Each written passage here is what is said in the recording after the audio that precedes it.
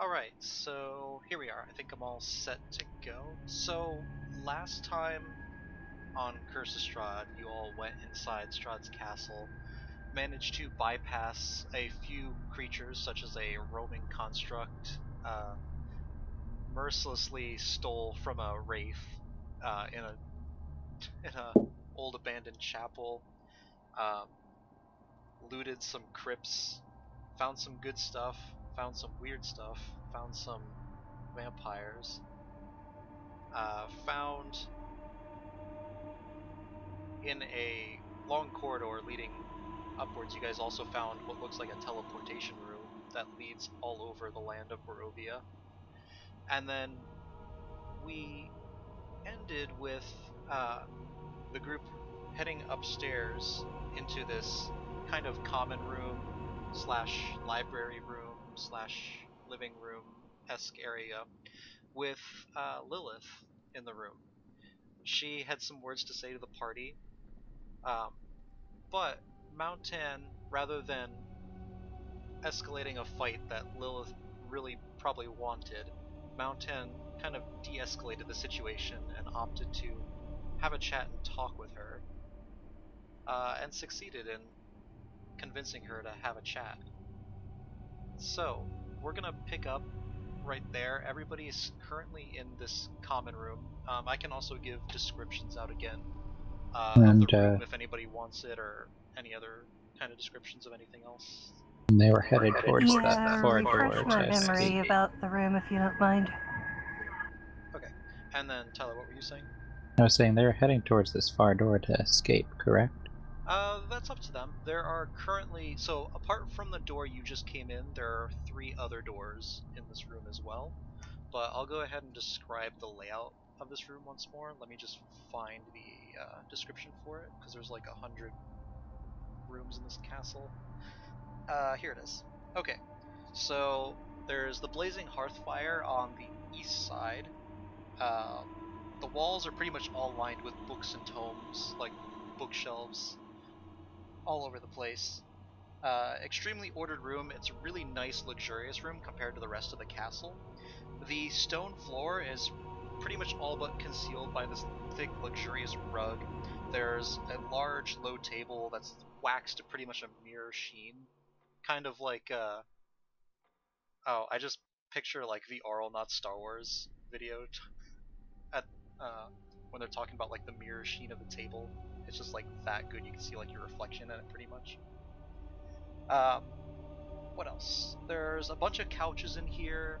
You can see like there's at least 4 actual couches and 2 kind of like just love seats, really, right in front of the fireplace. There's also a huge painting hanging over the mantelpiece of the fire.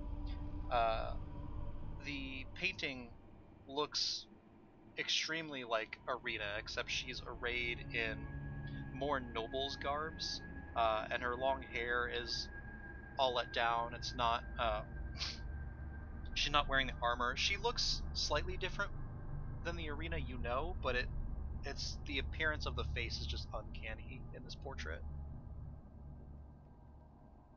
And I think that's pretty much everything in this room that you can see right now. Lilith's in one of these chairs next to the fireplace, just sitting down, and I believe Maoh'tann also sat down on the couch just across from her. Mm-hmm. And Osman and Duncan, according to my map, are kind of standing next to each other. Yes. Sorry about that. Okay. And then I guess Rocky's just kind of sticking back, hanging with Telwyn for right now. But what would everybody like to go ahead and do? Okay, Tilwyn is still not sure that this isn't going to end in combat, but she's willing to let Maoh'tann try to negotiate a peaceful solution. So she's going to pretend to examine the books on the shelves, but she's got one hand on her sword hilt ready to go. Okay.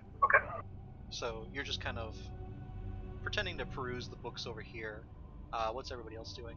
And Duncan is going to nervously edge his way around the room, continue to nervously edge his way around the room towards that southern door. Okay. Which is what him and Osmond were doing Yeah. when we ended. It's kind of what the whole point of this conversation was for. Okay, Rocky will kind of move up next to you guys as well, kind of slinking around, kind of Scooby-Doo style. And as we're inching towards the door, Osmond will kind of beckon to Telwyn. Can you do his southern accent? I don't know if I can do it as a whisper, but I can certainly give it a go for. So Telwyn Osmond's kind of beckoning to you. Oh man.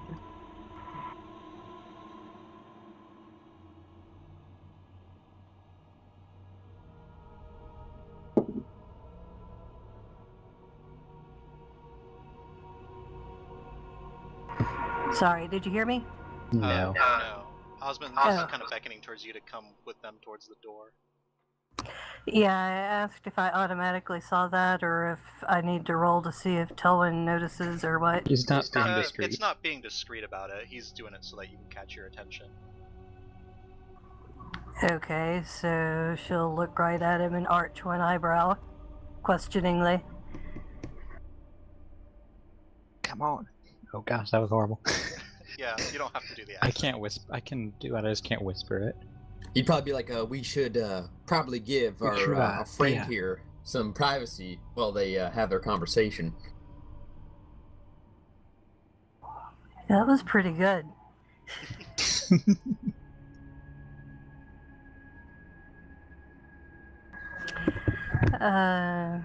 Telwyn will cock her head and say, "Understood, but just in case things go badly, I prefer to be on hand." Oh, Maoh'tann's a big bird. I'm sure he can handle himself, and we are supposed to be looking for someone, aren't we?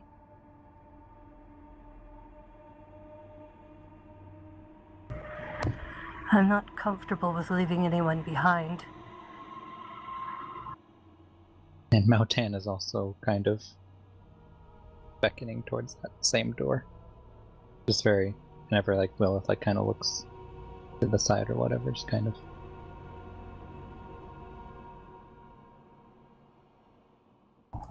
If you are certain.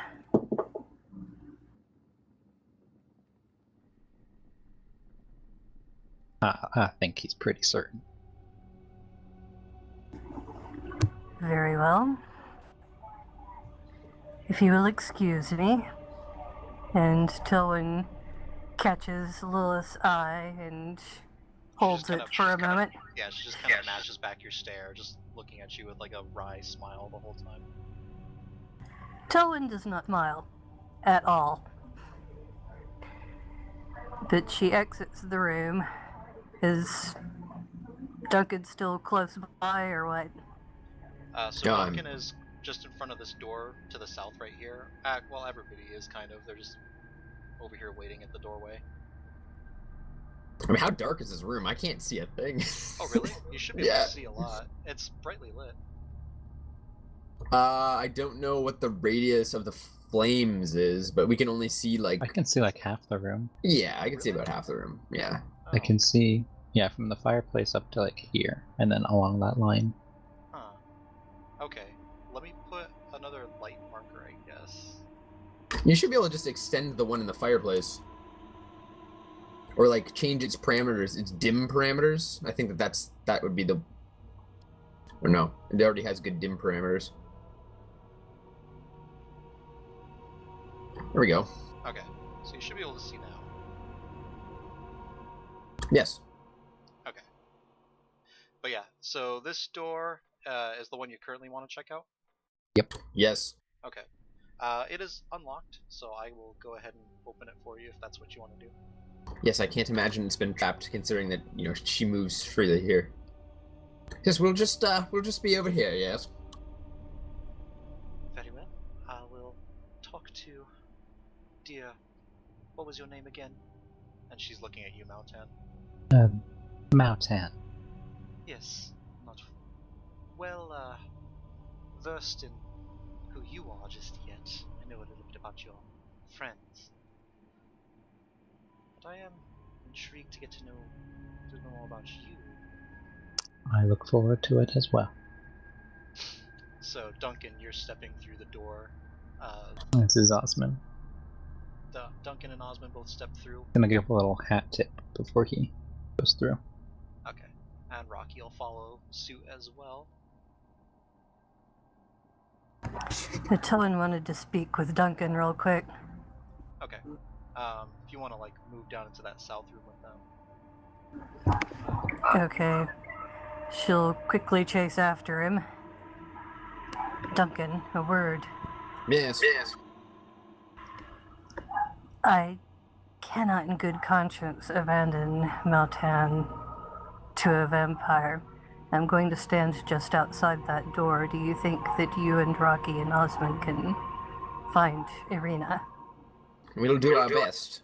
I sympathize with your desire to keep a good eye on him. I wouldn't trust her as far as I can throw her. And though she is small in stature, I doubt I could throw her far. Nor do I. If there is any trouble, come and get me. Naturally, and the same for you. Certainly.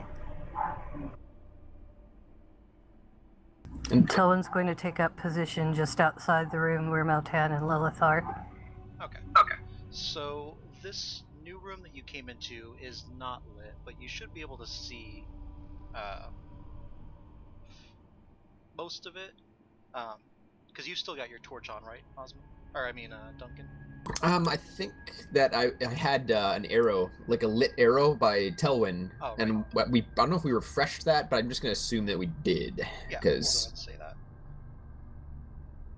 that. Okay, so the first thing that you notice is that this room is extremely dusty. Like you can just feel it, like hit your nostrils the second you walk in. It's just like a room that hasn't been swept in like years. It feels like there's a sweet but also kind of a pungent smell at the same time in the room. There's a long oak table in the center of the room. There's basically a white tabletop covering most of the table. There's a lot of dust covering the table as well. There's fine china, silverware, and there seems to be a large tiered cake kind of leaning a little bit to the side. White frosting on the cake, kind of turning a little bit green. And there are cobwebs kind of hanging from the cake as well. There is a single doll figure of a well-dressed woman adorning the crest of the cake, and to the side of the table, or just to the side of the cake, like lying on its side of the table, is a male doll figure kind of plopped on the side. And then suspended above the table, there's a chandelier of iron, and there's actually an arched window to the south in this room as well, but there are heavy curtains draping it, so you can't see outside of it right now. And there's also a dusty lute by the window. And in the southwest corner, there is a tall harp.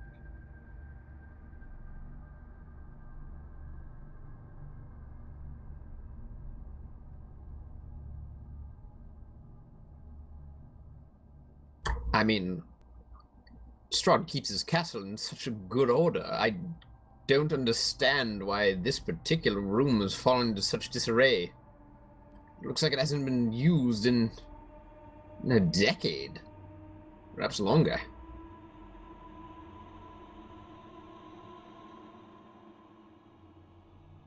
Rocky's just kind of like looking around at everything, just kind of trying to see what he can find all around. He starts picking up a couple pieces of, I feel like he'd probably pick up a few pieces of silverware and start tucking them away, and then kind of being disheartened that he can't find any sticks of any kind. I feel like he'd be picking up the dolls. Probably would.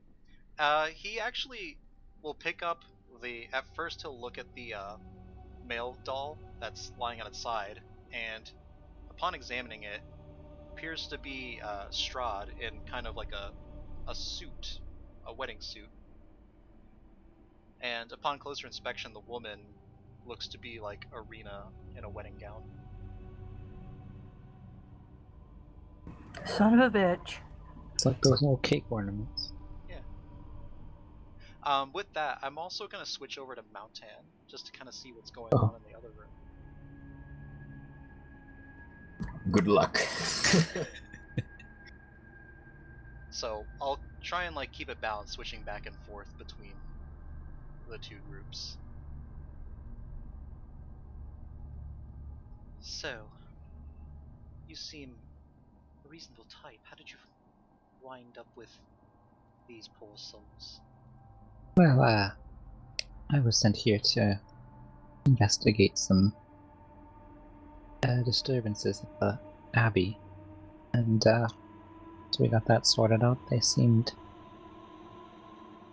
these people seemed a little unbalanced themselves, and I figured I'd stick around and see if I can't remedy that. So, your goal is to help those poor fools that you have encountered while you were trying to fix the Abbey. She says kind of with air quotes when she says fix. Indeed, if there's one thing I can't stand, it's chaos or imbalance. I have made it my personal mission to restore that wherever I can. I don't quite understand what the fun in life is if there's just balance all the time. It's got to be a little bit of a shake-up in things. It would be boring if things were always balanced, don't you think? Indeed.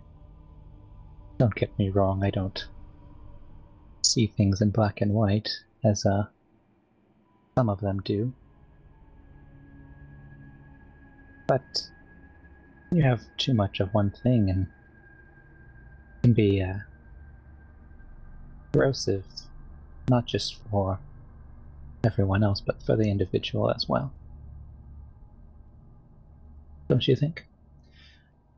I suppose so. What do you mean by you don't see things in black and white? You surely have come to the realization that not everything is so simply defined. No. There's good and evil in all of us. It's a constant struggle, but one cannot exist without the other. And you seem to think that there's some good in me. Is that what you're getting at? Possibly. I hate to prove you wrong, but there's not quite much good left in me, dear. Hence the nature of imbalance.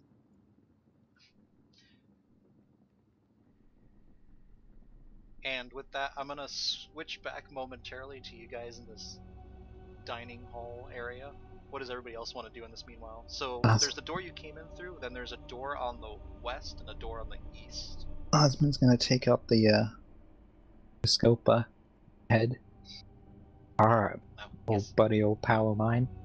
Oh, which way are we going? Well, actually, let me see here. Depends on how the castle's positioned. And Osmond is also keeping very tightly to Duncan, like kind of holding on to like his shirt or whatever. Okay. Because he can't see. And me, I would like to investigate this bottom area of the room here, these instruments and this window and stuff.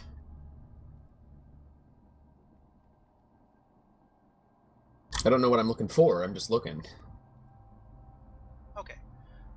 So right here on the south side of the room, there are actually two chairs that are kind of. This one on the right is kind of positioned to look out the window, but currently the window's closed. This one on the left is positioned to be in like a spot to play this this harp here. Viscopa's looking around, or trying to look around with his little eye. Well, one way, we want to go west still. We want to keep going more westward. The bedchamber is actually connected to that little common area that your winged friend stayed behind in, but we could still get there if we keep going west and then upwards. I suppose it sounds like a plan. Yes. Perfect. Well, So just go that way? Be very careful. That correct? Yeah. So he's saying, yeah, just to keep going west. Did anybody else want to like look at anything else in this room? I mean, I'll investigate this tabletop because it's kind of littered with stuff. If there's anything interesting there, you know, anything valuable, that kind of stuff. It looks like the silverware, if it wasn't so tarnished, might be worth a good amount. Like maybe if it was like cleaned thoroughly, could be worth a little bit. Rocky's already pocketed a bit of it, I think. Is But there there's also any? like some old there's old food still here. It looks like the food has been kind of preserved with a little bit of magic to keep it from going completely disintegrating, but the magic is kind of at a point where like the food is starting to like rot, but it feels like it's been here for who knows how long. Okay, I was gonna ask if there's any. I was gonna ask specifically if there's like any reason why this room has been left untouched, and I guess the magic kind of makes it clear this is some kind of weird memorial to something. Yeah, from best you can figure, Strahd keeps this either as like a memorial to the past and hoping to use it once again, from best of your knowledge that you can tell. Yeah, what a filthy room. Let's move along. Okay. So, are you wanting to open this door then? Yeah, but now I'm going to run a perception check on the door to look for traps, or sorry, to listen beyond, because we know the one. What do you want, cat? Shush. Because we know the one vampire's there. We're going to be on the lookout for whoever's in front of us as well. So I'll do a listen check for anyone beyond the door. Okay.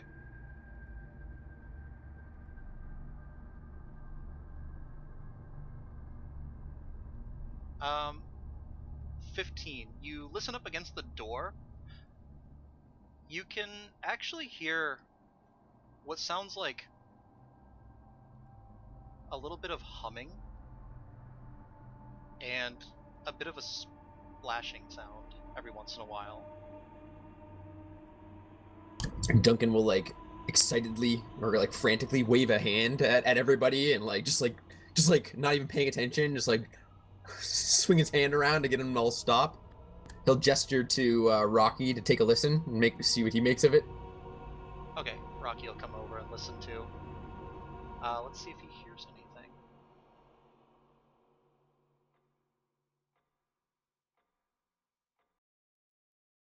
That's a 7. He comes up to the door and he kind of bumps into you, Duncan, trying to like get into a position as you're both just like have your ear pressed up against the door. Rocky's just more so like pushed kind of like to the side where he can't quite get his little ear hole up to the door. And he just kind of looks at you and kind of crosses both arms and makes like a kind of a I don't know what he would say in this situation though. Actually, he's got so He many wouldn't. quotes. No, that's right. He can mimic. He would quote more than anything. Actually, he's probably just gonna call you Bird Brain, Duncan, Okay, all right. in your voice, of course. I heard something. Okay, and he'll just kind of like really like carefully nudge the door open and take a peek inside just a little bit, you know, just Okay, are you wanting to be stealthy about this? yeah. Okay. Anybody that wants to be stealthy again. So since you already like got past Lilith and are in here, anybody that wants to can make another stealth check. Rocky had recast Pass Without Trace, so everybody does have that plus 10 to their stealth as well. So that's 25 on Duncan. Ooh.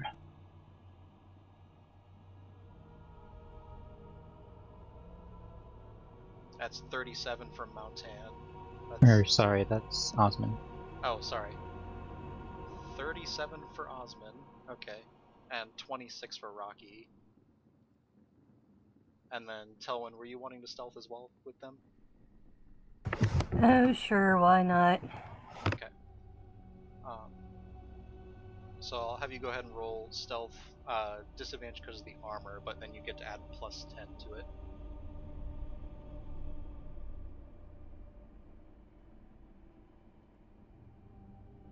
That's a nat 20, but it's with disadvantage because of the armor. Maybe I'll get it twice. Oof. That's a 13. Yeah, of course I finally roll on that 20 when I can't use it.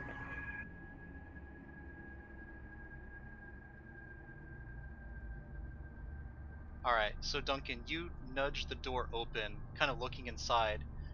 Everybody's being pretty quiet up until, like, uh, everybody's being quiet as they come through, looking through the door, and you could see this. It's looks like a bathroom of some kind, a bathtub as well, and inside the bathtub you could see it's a man in a tub. It's not Strahd, completely different hair, different face, very handsome looking face. Um, and as you are looking inside, Telwyn sort of like comes up behind y'all, and you hear the little clinking of metal. She comes up behind you, and all of a sudden the figure in the bathtub looks up, looks around, and just sees you guys staring through the doorway.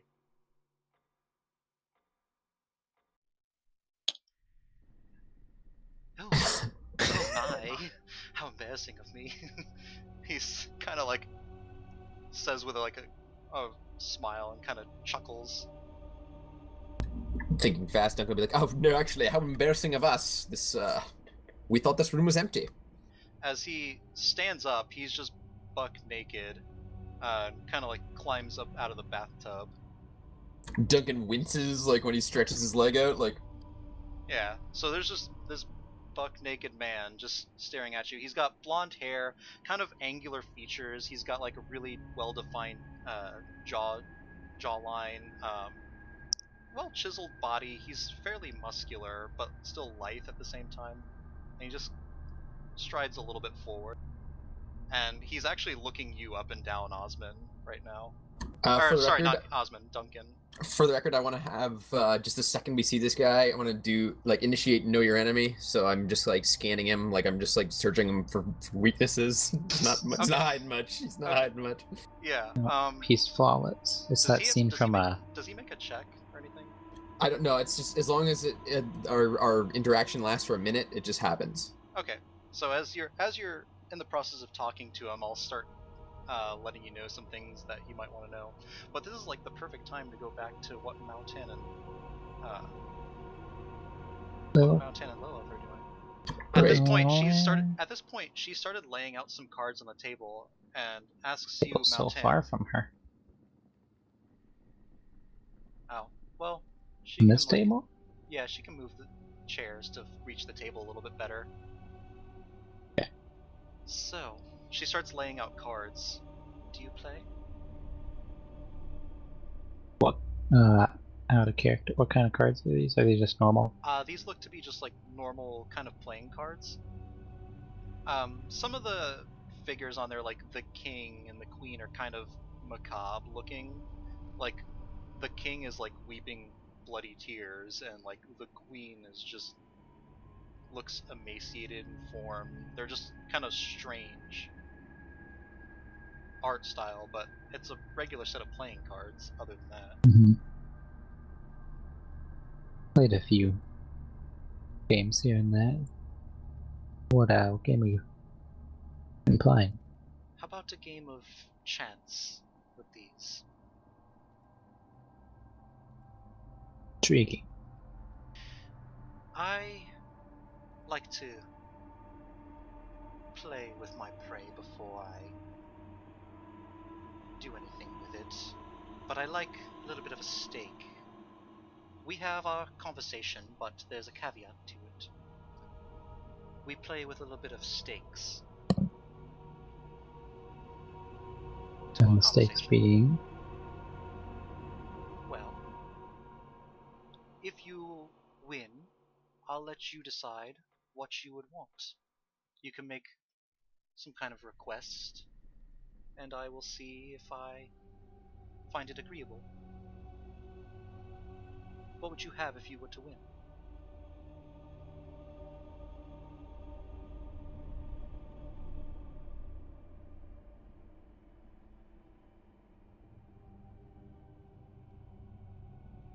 There's not much that I desire.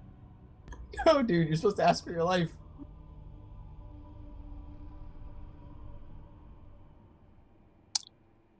about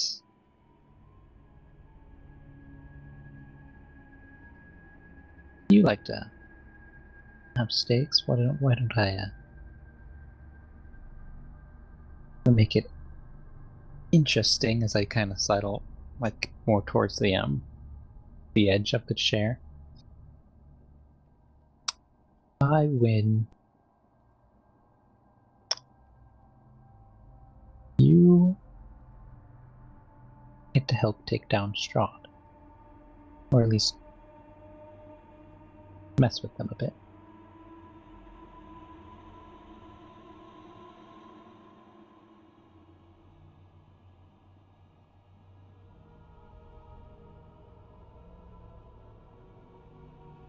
Sound agreeable? Sorry, 1 second. I was typing this out. So you said you wanted her to help take down Strahd? Yes. Interesting. Or at least mess with him. Cause some like ruckus.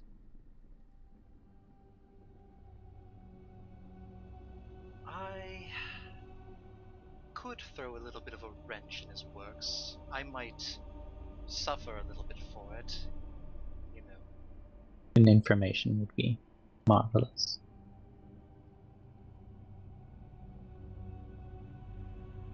Oh, okay, sorry. So, Telwyn, I was under the assumption that you went with them once they opened the door. You rolled stealth to go with them to the new door.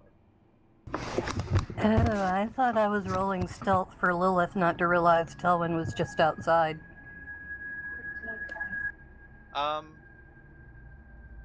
Okay.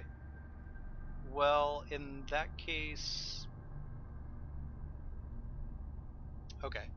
I mean, we can kind of just keep it the same then and just Yeah. assume that she made that clanking She noise still over made the there. clanking noise from the door, from And that then room, so he it's would metal, hear so he that. would have heard it either way. Yeah, and also Lilith definitely heard that too. Yeah, I figured she did. Okay, so Telwyn would have figured I'll she just did. have you just roll a straight perception check just to overhear the conversation going on. Okay.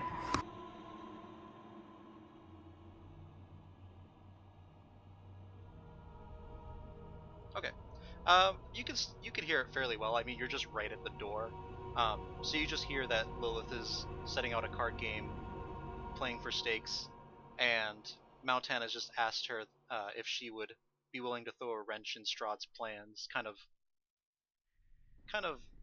mess with him, not like completely depose Strahd, but like kind of work things more so in the group's favor rather than Strahd's favor. Right. And Lilith turns to you, Maoh'tann, or looks up at you, Maoh'tann, with a kind of a glint in her eye. That is asking quite a bit, dear. And so if I win, I'd have to have something very, very worthwhile. Of course. Tell you what, I'll let you set the terms for what should happen if I win, provided I get to make my own suggestions to it.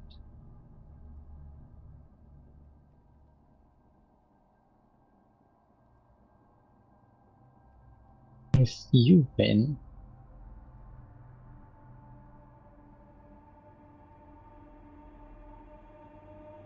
I'll be, how would you feel about having your own personal servant? She actually goes a little bit.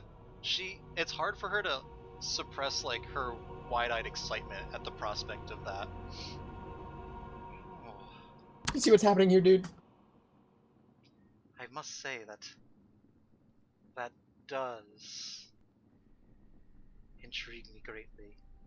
And I don't think I would have any changes to that. So, if you win, I throw a wrench in dear old Strahd's plans, kind of mess with his big moment. But if I win, you become my servant. You would be subject to everything I ask of you. You could not stray from what I asked of you to do. You'd be mine, for all intents and purposes. Is that the agreement that we are upon? Sounds right to me. Listen, man, I don't want to have to kill your character, but I will. Okay, if it comes down to it. That's assuming you could kill him. We already have another bird monk, all right? You know, we can afford to lose one.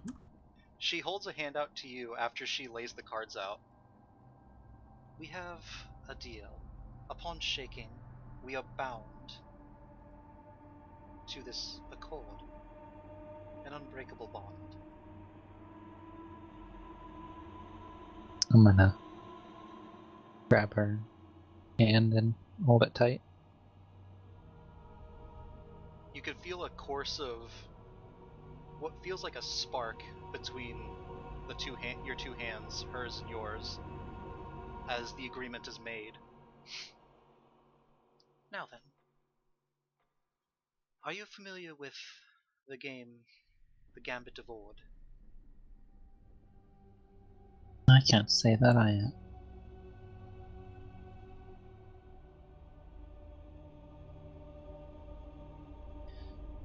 It's quite simple, really.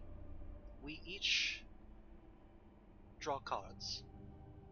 We each draw a card, and we keep the card hidden. Then you pull a second card.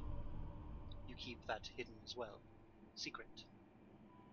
And then you take a look at your hand, I take a look at mine, and we decide whether or not the other might have a higher draw than we do. Then pull a third card, add them all together, and whoever has the largest hand wins. We would play a best out of 3. After you pull the second card, you may choose to reveal one of your cards. That goes into account of deciding whether or not you have maybe a bigger hand than the other.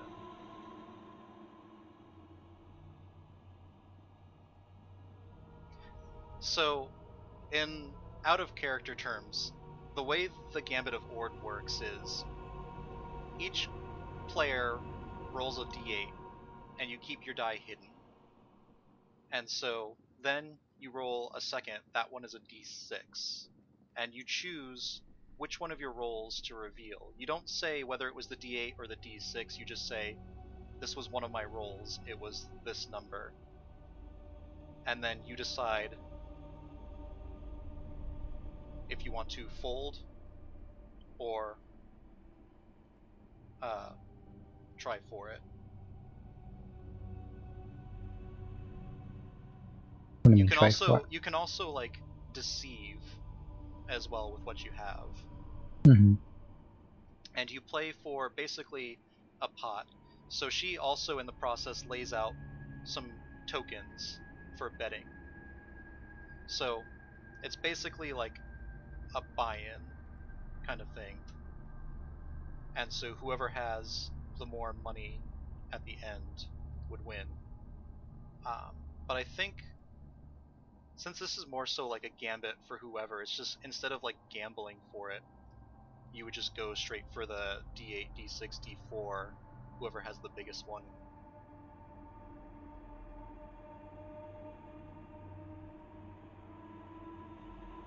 So just roll. So we're just doing the D8, D6, D4 thing. Yeah. And so we'll go back to that in a second. So we'll switch over to Do I Duncan, need to Osmond, and Rocky. still roll on that? Do I still need to roll on here? If you have physical dice, this is like the one time you can roll the physical dice. Did I put those?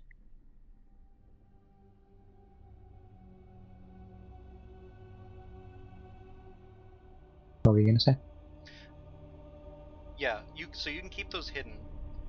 It'll also work like, you know how in like Pirates of the Caribbean, how they're playing that game, It's, and you can like yeah. lie about like what you have too. Yeah. Pretty sure that game's just called Liar or something like that. Yeah. Yeah.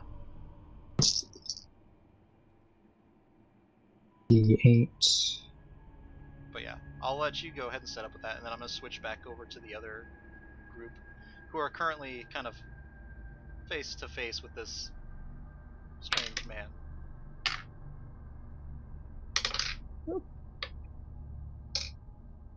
Listen, you'll have to excuse us for barging in. We had no idea anyone was in here. Oh well, that's quite all right. He's looking you up and down, Duncan, just kind of with a small smile on his face. So, what are you doing here? He just kind of gestures out to you. Duncan will like kind of sneer and like suck his teeth a little bit, just made a little bit uneasy by this whole situation. He'll look first to Osmond and then to Rocky. We're looking for someone? Oh, and who might that be? Hello, my name is Osmond. He's gonna tip his hat. My name is Osmond. I am a well, sort of a performer of sorts. Yes.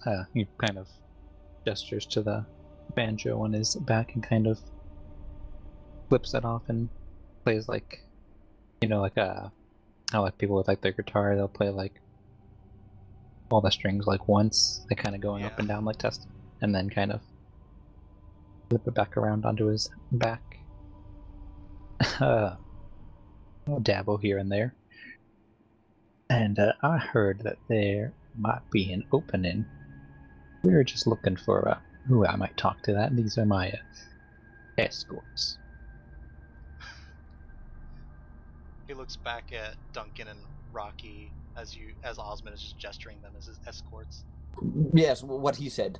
So, do they play with you, or are you just kind of a no. one-man act? Are you a man? You're rather small. I am indeed a man. Last I checked. These fine gentlemen are merely for protection. These lands aren't that safe, if you didn't know. Just random things here and there. Interesting. So, I'm assuming that you were hired to be my new entertainer. Osmond's gonna go like a quick look back to Duncan. And then back to this man. Yes, he was hired to be an entertainer. We weren't certain for whom. What is your relation to Strahd, if I may ask? Oh, well, he is my on-again, off-again lover, but we haven't done anything in quite some time. He's got a new obsession, really. Oh, yeah, you know what, actually, I believe our contract did include some suggestion that there was another. I don't suppose you know where this individual is, do you? Oh, you were hired for her? Osmond's just gonna slip the banjo off and start playing some, like, melancholy notes. Of course, he does lavish everything on the new toys. And I play Nothing for me ever is, the last few hundred years he hasn't shown me the slightest bit of affection. Patrick. Huh? Can I play Forest from Animal Crossing? So we go into some Animal Crossing? I believe the title is Forest. Okay. I don't have it uploaded like the way this is now. Like, I'd have to download it and then upload it into here. But, like, I can put a little bit of Animal Crossing stuff in there just because I have it now.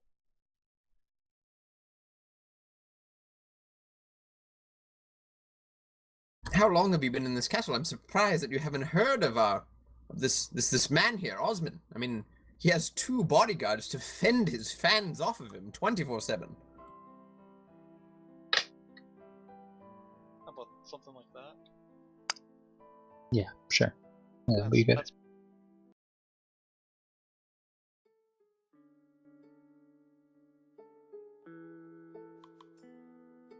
That works. Yeah, there you go. Alright, so what did you say? I was asking him if like, just trying to reinforce the lie Osmond was telling him by saying, like, you've never heard of him before. I can't say that I get out much, no. Where are you from, you 3? Oh, I just try. I go where the wind takes me. He's kind of just leaning up against the wall, one foot like up, like raised up against it, and his hat is kind of like how his picture is. Like his hat's just kind of tilted down into his face. Yes, we're new arrivals to these lands. We were summoned here by contract, you see. I see. Well, poppycock. Okay. Well, I thought you were for me. You know, every once in a while I still think that Strahd might send me lavish gifts like he once used to, but no, alas. I'm gonna have you guys roll deception checks against this guy to see if he's like fully buying it. So everybody that's taking part in this lie, Rocky's really not doing much here, so this is more Deception. so Duncan. Cool. I believe I have advantage with deception because Yeah, of the hat. Because of the hat.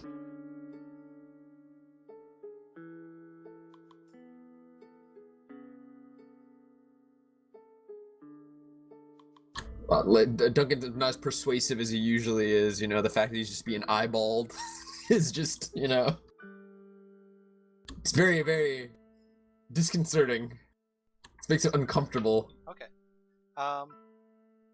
Yeah, not a good roll for him. Okay. Alright.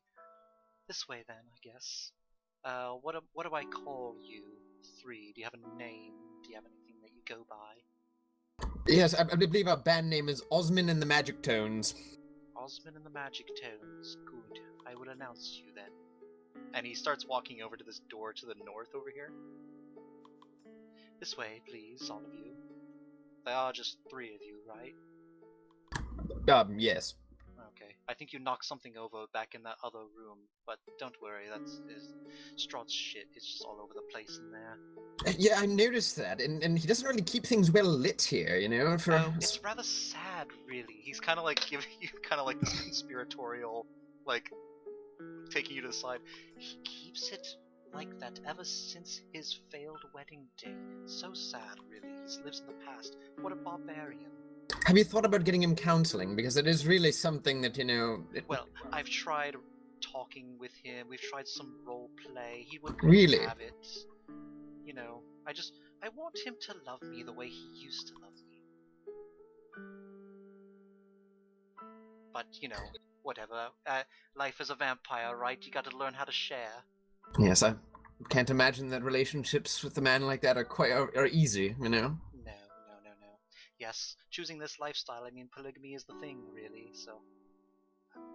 I just, you know, wish there was a little bit more evenness in his affections. You know, we haven't even been together in a century. Now that's just cruel. Yeah, I know, right? But, he's still looking you up and down. Duncan's like, if you, aren't doing anything afterwards... And Doug gonna, like, look over to Rocky and just, like, pull him close. I'm taken. Oh, well, sorry. I mean, I am too, but, you know, I won't tell if you won't tell. Well, you know, this, He says not discreetly at all. Doug is just at a loss. Like, we have a more traditional relationship, you see, and, we don't want to fall into the pitfalls that come with polyamorous relationships, you see. Fair enough. We'd rather remain committed to one another, so... yes. I respect that, actually. I do respect that, you know. He kind of holds himself up a little bit. Well, Doug will just look over to Rocky to be like, just like, do something to help me sell this, you know? Like, do something. He just looks over at you and goes, thumbs up for keep alive, thumbs down for kill. He's always making the sweetest jokes like that, you know? This is my precious friend here. Yes. Interesting. Okay. Well, suppose I shall invite you in. You said you were here for the new one, right? Yes. All right then. Right this way. Let me open up the door for you here. And he opens up the door, leading inside to kind of a huge bedroom of sorts. Let me get like a better song music for this. Yeah. Right back. I need to go to the bathroom. So he opens up this door leading to a new bedroom area. Let me get my description for it. Sorry. Alright, so this room actually has like a sweet smell coming from it. It feels like there's like incense and perfumes perforating the room itself. There's a great arched window along the west wall covered by heavy red draperies. Their golden tassels glinting in the light of 3 candelabras sitting atop small tables about the room. There's the large bed. It's got these silk curtains on the canopy, and it's up against the north wall there. And carved into the headboard, there's a great large Z on the headboard of the bed itself. And then lying amid the velvet and satin sheets, you can see a woman lying down on the bed top.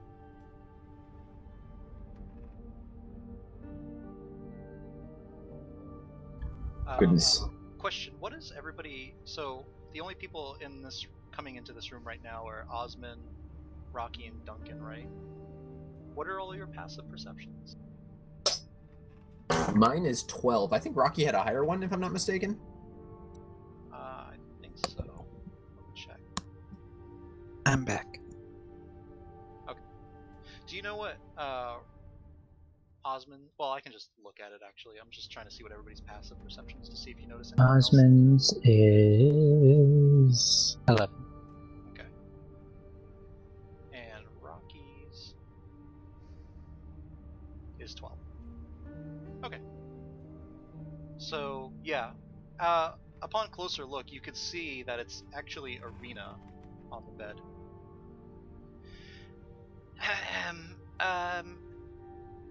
New one.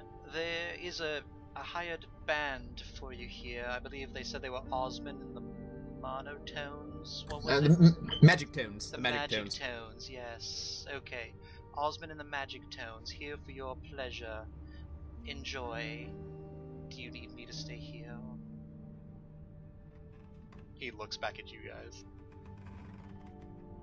Oh, we did not mean to interrupt your bath, so we thank you for for helping us, but I think we can take it from here. Thank you. Yes. And if I can repay you in some kind, perhaps one of these days I can play you a special sonnet.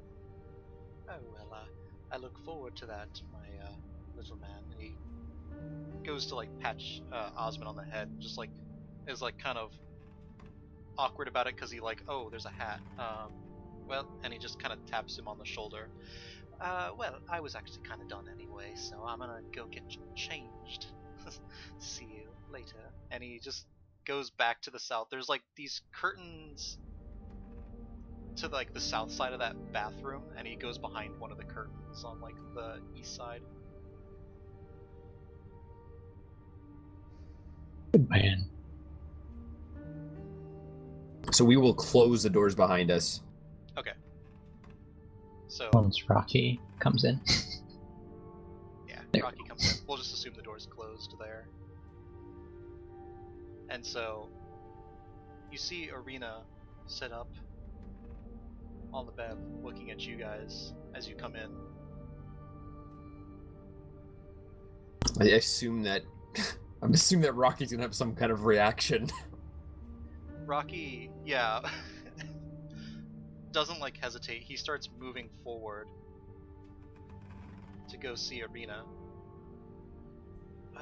It's just I never know what to say in the situations because he's like all quotes and stuff.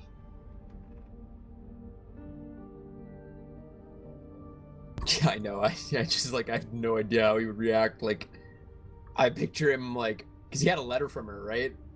Yeah. Maybe like takes the letter out and he's just like waving it at her or something like that, just doing something weird, you know? Like I would assume so. Yeah, and probably quoting something from it. Well, he can't because it's not. You read it. You can't mimic it. yeah. He can't Someone- mimic the things on it just because there's Oh, no yeah. sound to go along with it. Good if someone point. read it to him, he would have But been able to. with that, but I'm no gonna one switch did. back over to Maoh'tann and Lilith for your game. Alright, are you ready for the first draw? Yes. And so she draws her first card. Okay. And you can And go ahead and draw which one yours. is the first one? The D8? The first one's a D8.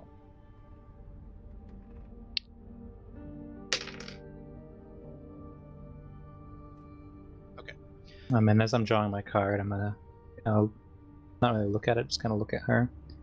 So, tell me a little bit about yourself. How did you, well, how does one find themselves in the employment of Strahd? Well, it's funny that you would ask. I actually came here long ago with a group of adventurers quite like yourself, really, actually.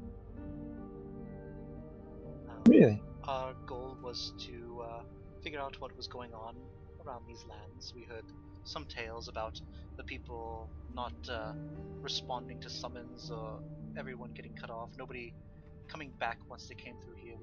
My group thought it was rather suspicious. I just thought there was a good bit of adventure to be had. And we came across this land and found it being ruled by Strahd. And he was intriguing. He was fascinating, actually. More so than I would have thought for a creature of the night. So, one night he came to me and offered me powers beyond what I already had. He offered me a great many things. And the requirement would that I be to slowly turn the group against each other. Make sure that they were questioning themselves, not knowing who to trust, doubting what they'd seen. A little bit of fun here and there, and then one of those days he said to take the next step and to bring one to him. And I did.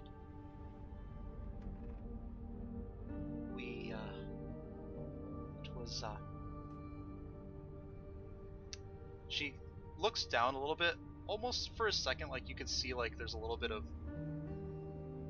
of pain, but at the same time, a strange fascination and glee intermingled. My insight Yeah. is just kind of looking more specifically at those indications. Mm-hmm.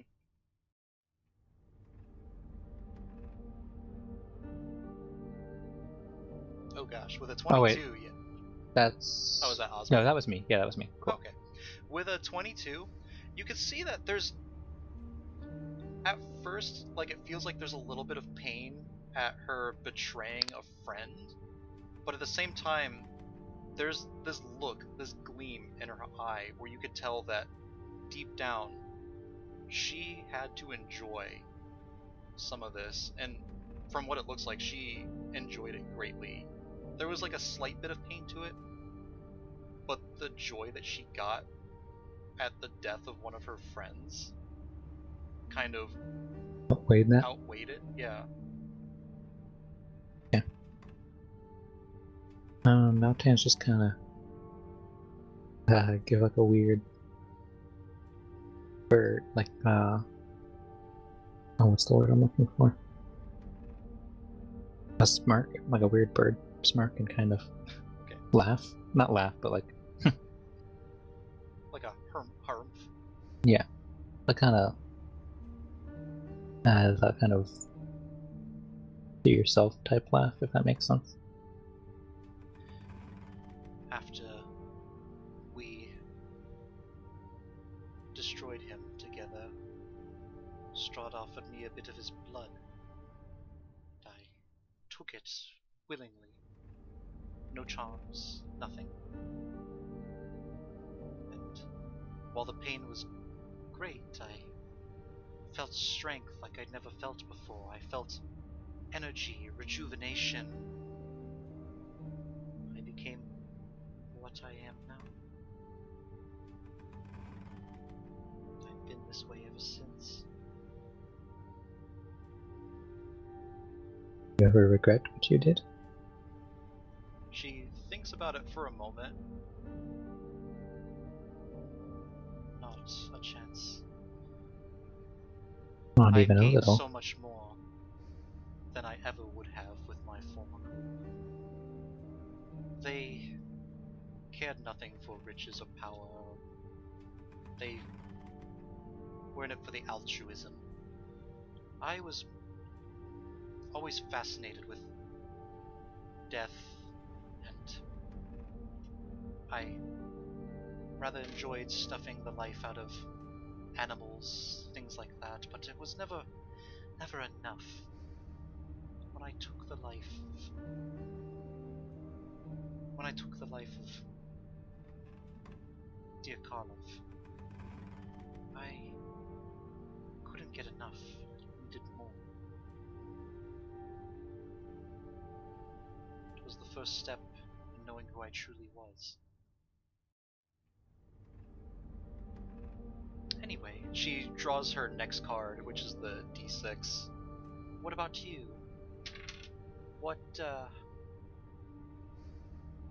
What caused you to have the viewpoints that you have in your lifestyle? You seek balance, things like that. Why the Yes. fascination with such a thing? Well, when I was a little fowl, I actually had quite the similar viewpoints as you. I had a very fascination with what I would call now chaos, but just general misbehavior and adventure. I was born and raised in the monastery, but as I'm talking, I'm gonna grab a card. But I would get into quite a bit of trouble. Pranks on the older monks, popping water balloons full of wine and replacing people's foods with all sorts of things. Sometimes something just harmless fun, and other times things that could be quite dangerous, but not to a deadly degree. One day I was out with my. He's gonna look at the fire. Out with my best friend, and Fury. We were playing. There was a thunderstorm. I grew up in a civilization that was in the clouds. Storms there are quite very nasty. For ones such as Ireena and I were. We were playing and she didn't want to, but I thought it would be fun. We kept on soaring higher through the storm. I looked back and she wasn't there anymore. I panicked and I looked at her. Found her just as she had hit a building below, and her wings were fried. Smoke coming off of her. Bones coming out of her arms. She was barely breathing. I rushed her to the temple.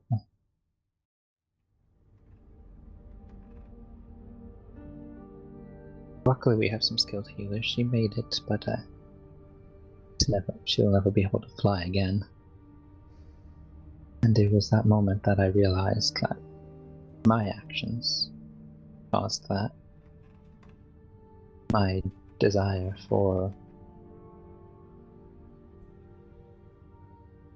passion and disregard for safety and concern for others. I need obsession with feeling something. Almost cost her her life. That moment that I decided I would never let myself be that way again. I see, so you take it upon yourself to make sure that others don't fall the same fate. To the best of my ability. She looks down at her 2 cards that she's drawn, holds up to you one of them, which is the 3 of diamonds. Pity. Drawing so low today. I haven't looked at my cards at all, really. You So can, you don't have to. Yeah, I haven't.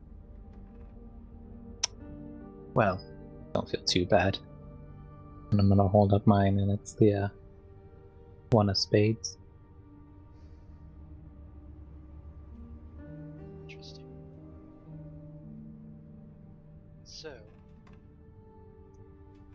goes. Here's the trickier part.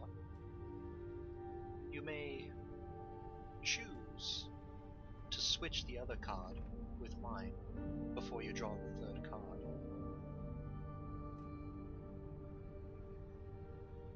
Since you are the guest, you get the decision. Would you like to switch the other card?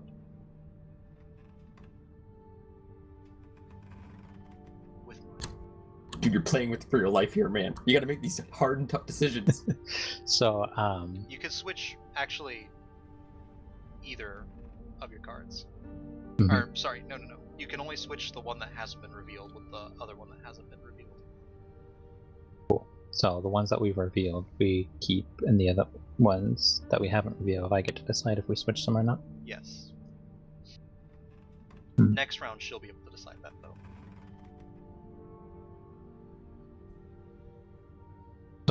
So if I don't do it this round, next round we'll have the same choice. No, it's just first round you get that choice, second round she gets the choice, and then third round you get the choice again.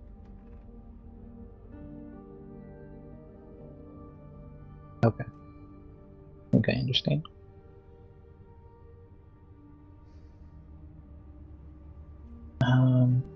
So wait, explain it. Can you explain it a little simpler? So this round, we've already drawn So our you've drawn D8 your 2 D6. cards. Yeah. She's revealed. Next round it's the Yeah, she's revealed one of her cards. Doesn't reveal Mhm. if it's the D6 or the D8. All you know is that she's drawn a 3 Mhm. of diamonds. And it could be a high number for her other card, it could be a low number for her other card, you don't know. And so I decide if I want to switch with that one. Yeah. And then we draw our D4. Yeah. Because it And could then screw next her round. over, it could do well. And then the next round, after we draw the D4, she gets to decide if we switch. Yeah. And then after that, I get to decide again? Or No, no, it's just that one time. it's just that one time. One other time. Okay.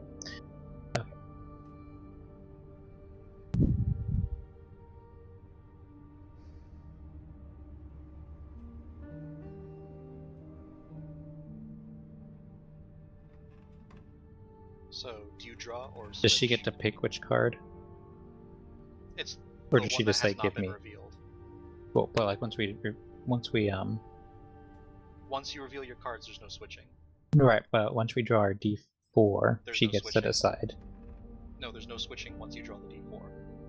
Oh, It's before you draw the D4 that you decide. that's what I was saying. That's what I was saying though. Oh, That's what I was asking. Yeah. Like so- right now I decide, but like after that, then we Yeah. draw the D4 and then she gets to switch again, right? No. So, what happens is, you decide, do you want to switch the cards that are not revealed? Or do you want to just draw your D4 and end the session, or end that round? Okay, and then she gets to decide.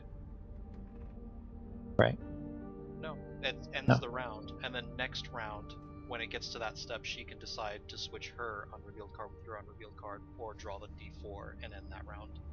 Right. And I'll have 2 unrevealed cards, right? Yes. And so will she get to which will she get to pick specifically which one, or? You reveal your cards at that point. Oh, This is got the it. only point in the game Got where it. you can Okay, switch now the cards. now it's clicking. Okay. keep it. Okay, so you draw your D4 card? Yeah. Alright, and she will draw hers. So, she flips over her second card that she got. It is the 5 of Hearts. And then her third card is the 3 of Spades. And then I flip over my other ones. Yes. So Okay. whoever has the highest total wins this round. Okay. So the second card that I flip over is the 6. I don't know if there's a specific card you want it to be, but 6 of No, it's just whatever. I'm just doing it for flair. It's a dice, so I'm just like 6 of diamonds, and then a 4 of clubs. so her total altogether is 11. What's your total? Also 11. Okay, so that is a tie on that one. In that case, we need a tiebreaker, and we draw another, and this one will be another D4.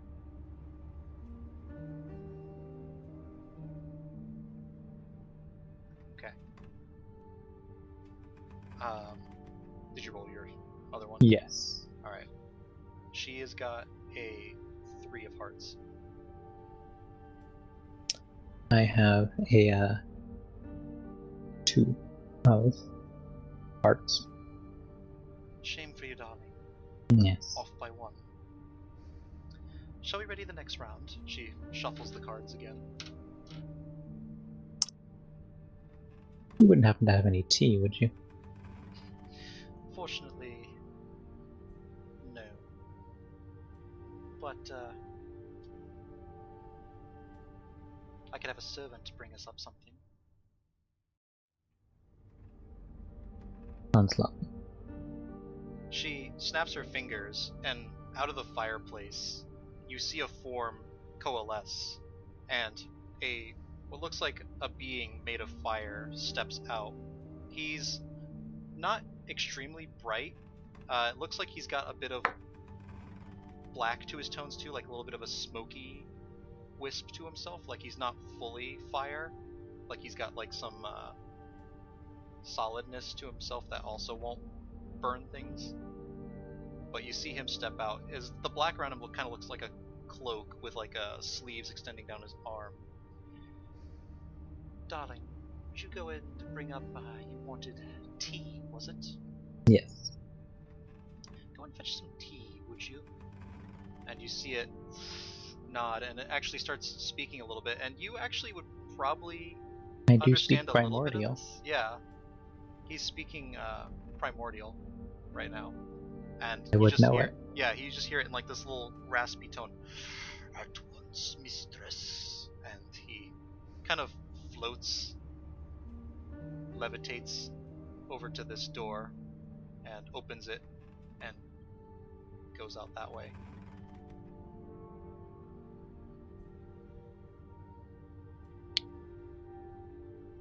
Round 2? Yeah, round 2, and then we could switch back over to our group. Alright. Alright. Ireena steps down off the bed, looking around you. Rocky, Duncan, someone. What? She points to Osmond because she doesn't really know who he is. What are you doing here? What are you... I'm sorry, I lost your voice for a second. I'm talking in Lilith a little bit. What are you doing here? Isn't it obvious? We're here to rescue you. Rescue me? Why?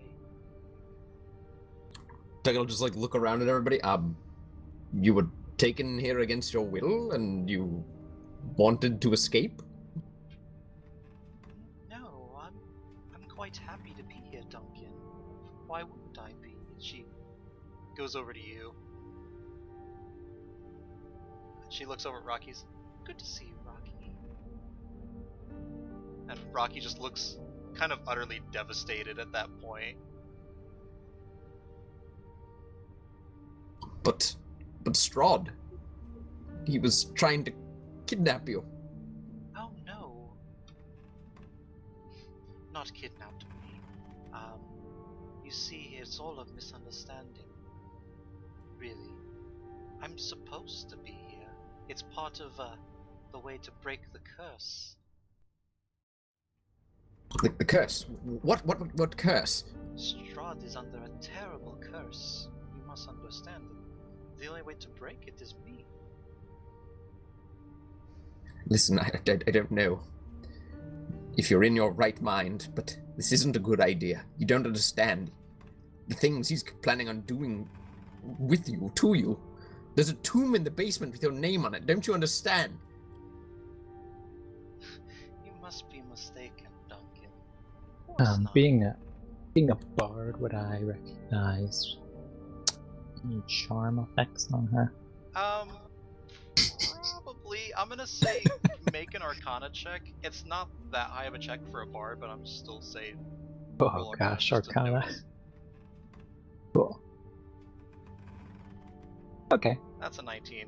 That's this is cool. You're kind of Definitely familiar with. Osmond cool. is very familiar with charms. Like he works with them on a daily basis.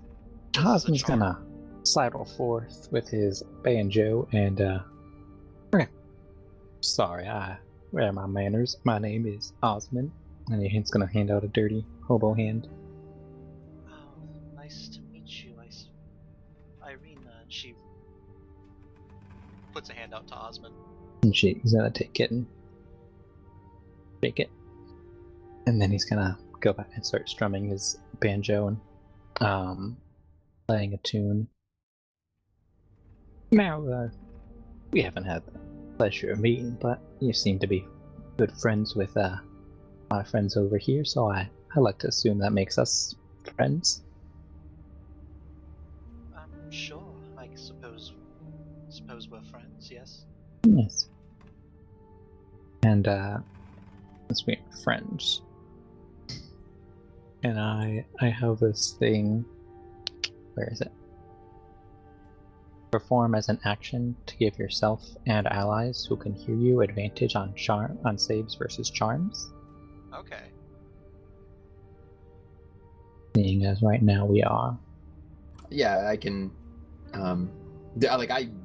Duncan hasn't pieced it together quite yet, so. Mm-hmm. And he's just kind of playing, so that's kind of how this is happening. Okay. So the way Strahd's charms work, so like you do this, you play your melody. The way Strahd's charms work, she doesn't actually get to make a save at this point. Mm-hmm. You're not sure when she gets to make a save, but at this point she still seems charmed. Listen, Ireena, what is the last thing that you remember before coming here?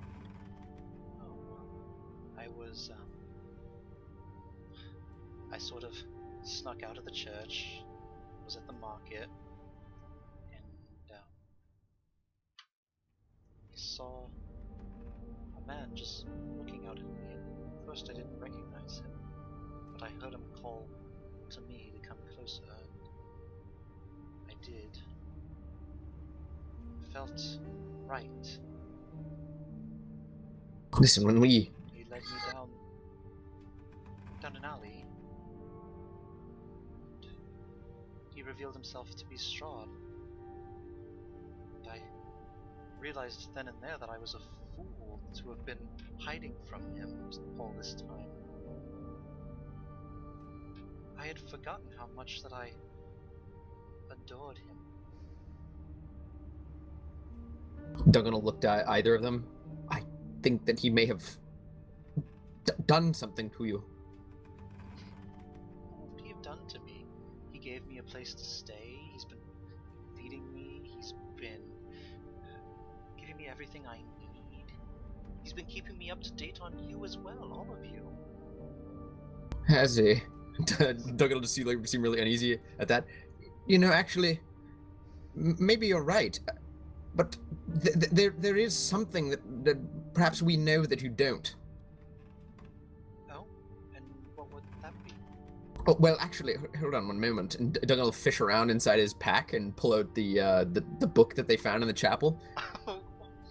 You see, he's written down his plans. They're in here. If you just take a look here, take this for me. And he'll like open it up to a page and hand it to her. Okay, she's actually gonna go ahead and take it. And at that moment, as she grabs it, you could see she looks through the leaflets of the page, and you could see kind of a dawning realization come across her, and all of a sudden, you see her blink. All at once, dread comes over her face. Duncan? Welcome back to the land of the living. Rocky! And she goes over and kind of... She puts a hand on your shoulder, Duncan, at first, and then goes over and kind of embraces Rocky as well.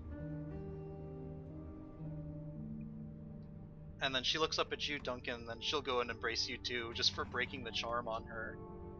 And during all this, Osman will make his way over to this couch. I think that you should hold Sit on down. to that book. We found it in the chapel.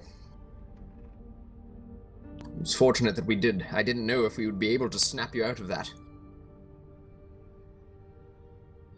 I'm glad you did. I can't believe I'm so stupid. I can't believe I fell for that.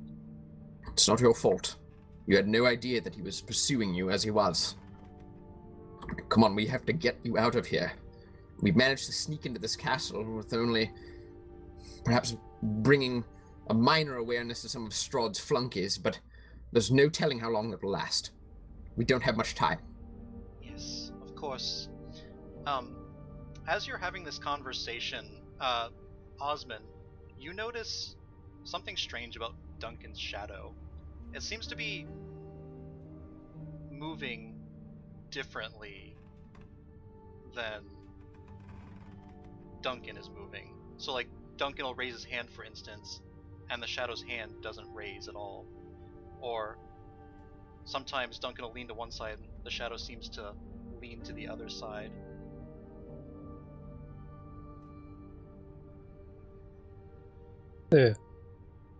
Now listen, I know... Pardon me.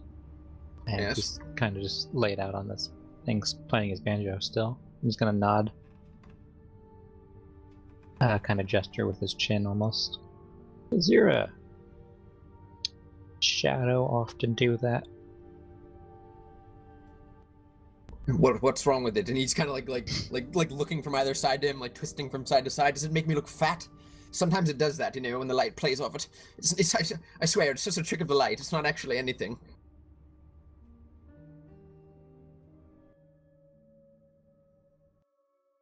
As you look down, you see the shadows kind of still moving, not of its same accord as you, Duncan.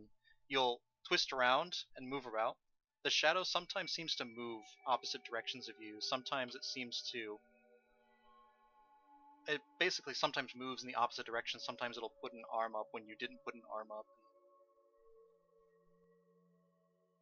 And Duncan will kind of see that and kind of get scared of his own shadow like a groundhog and kind of like begin backing away into a corner. As you back away in the corner, you notice your shadow doesn't move with you at all. And as you back up, you notice you don't seem to have a shadow at all anymore. Does this mean I'm going to die? Does this mean I'm going to die? Everybody you don't else need in a the shadow. room still has their shadow, but your shadow has stayed in place just over on the south side of the room. This And is with bad, that- right? And with that, I'm actually going to switch back over to Maoh'tann and Lilith for a little bit. We've drawn our new cards already. Yeah, I'm gonna, for the sake of this, I'm gonna say we've drawn through the first two. Cool. So let's... She'll raise a card again. Rather unfortunate again for me. She reveals a 3 of spade. Terrible luck indeed. I'm gonna lift up an 8 of clubs. Quite good, quite good. But I'm going to go ahead and just draw, just for the fun of it. See what happens, you know? Yes. She lays out her 3. You can see the card that she revealed is the 3. Yeah, keep going. Her unrevealed card is an 8. And her final card is another 3. Cool. I'm gonna just kind of. So that's 14 altogether. As she reveals these, that servant comes back in, the fire servant once more. Lays out some tea for you. You can see he's kind of like warming it with his hand and just sets it down. Thank him in Primordial. He thanks you, or he says, "You're welcome back in Primordial," except more so like, "You're welcome." Yeah, it's kind of like crackly fire noises. Mm-hmm. Mistress. And he kind of steps back into the fireplace and kind of becomes one with the fire again.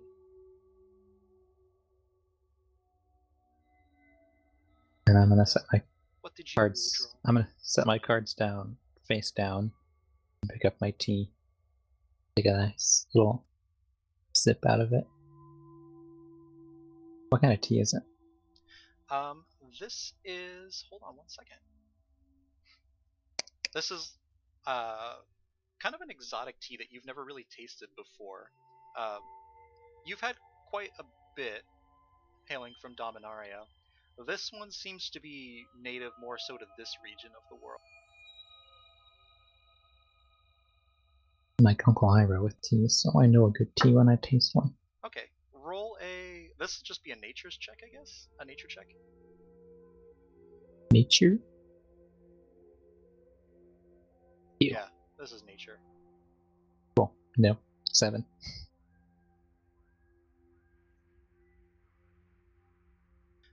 Yeah, with a 7, you're not quite sure. Well, I don't know. You are. I feel like this one would be a tea that you'd probably know. I don't know. Up to you. It's just tea.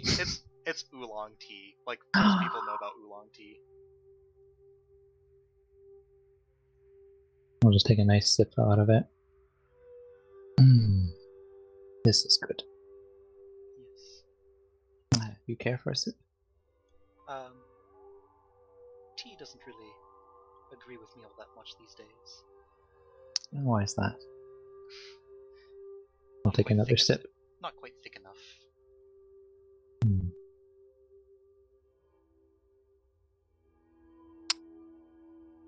Yes, well, I find it quite soothing. It's quite.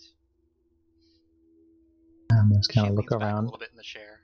Look around. So I take it this is just a lounge room. These aren't your quarters. I imagine Strahd has given you quite the luxurious space. I have free reign at the castle, yes. I can go where I please. When I am not under direct command to do something for him. I never took you as the type to take direct commands. I may be powerful, but he has a power you could not fully understand until you felt the full brunt force of it.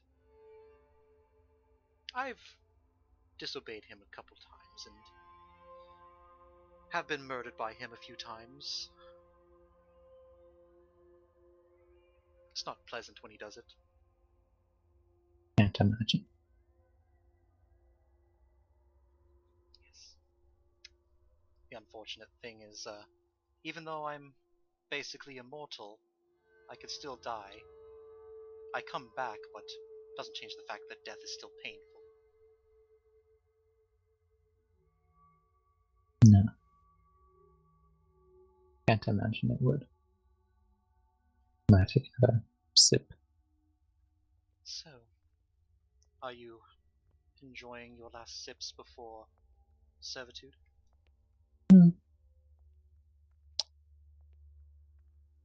Right.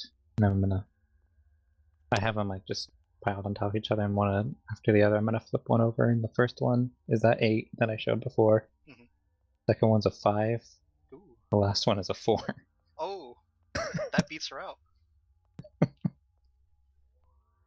And I'm just gonna take a long sip and finish it. Did he bring a kettle up? Yeah, there's a kettle. Well, I'm gonna take a long sip and finish it. Are you doing like the Kermit sip? Yes. He'd better be. He'd better be. And then I'll pour myself a new cup. I'm not really like, my face isn't like gloating or anything like that. It's just very like the usual serene. Just pouring another cup. That's one for you, one for me. Yes, quite.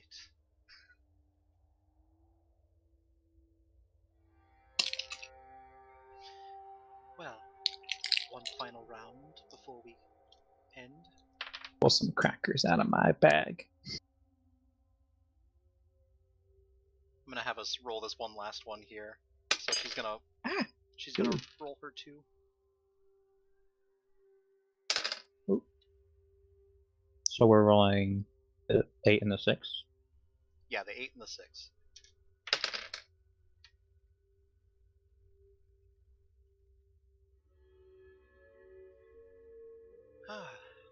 This looks a little bit better, and she reveals a 5 of diamonds. Mm-hmm. And you said that was the only time in the game where you get to switch cards, right? Yeah, so this is your chance if you want to switch the one that's unrevealed. Then do I have to reveal a card first, though? No, you don't actually have to reveal. Okay.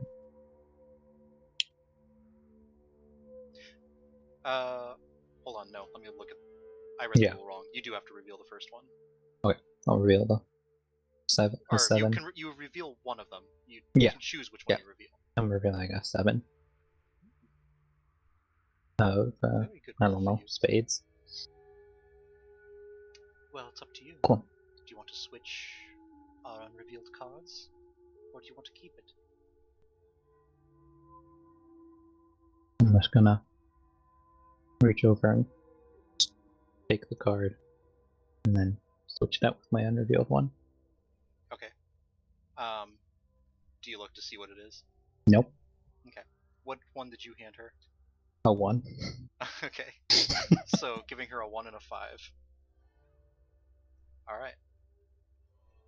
And you will pull the third card now.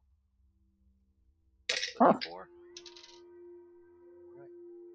Alright. So she reveals the 1 that you gave her, in addition to her 5, and then Cool. she reveals her last card as a 2. What did I pick? I'm gonna have that 7 that I showed before. Mhm. And then what did I draw from her? From her, you got a 4. And then I got a 3. Yeah, that one. So you have 7, 4, and 3. Mm-hmm. And So then she's 14. got 5, 1, and 2. So yeah, you beat her out by 5 at least there. No, 6. I got my maths wrong. And I'll just have my hands folded together in my usual fashion. I've been sitting cross-legged this whole time. Just quiet. And then, yeah, my hands are folded cross-legged, and I'll give her a nice bow. I dare Well, say, the fates do smile upon you, don't they, Maoh'tann? I don't put my faith in anything as fickle as fate. Well, a deal's a deal. All fair in games of chance and unbreakable bonds. Indeed. My agreement was to throw a wrench in Strahd's works. I'll have you know that right now he is planning to destroy all of your friends. He's laid a little bit of an ambush for them. When they find dear Ireena, he's going to basically try and tear them apart.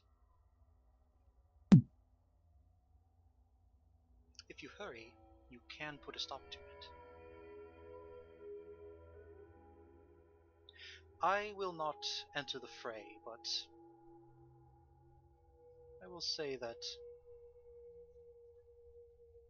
he is not expecting much resistance, and as of right now, he doesn't know that I have chosen to reveal his plans. Well, I hope we learned a few things, yeah, and I quite enjoyed this talk quite a lot. Indeed. Perhaps you'll think about some of the things I've said. I will mull on it. Good luck, Maoh'tann.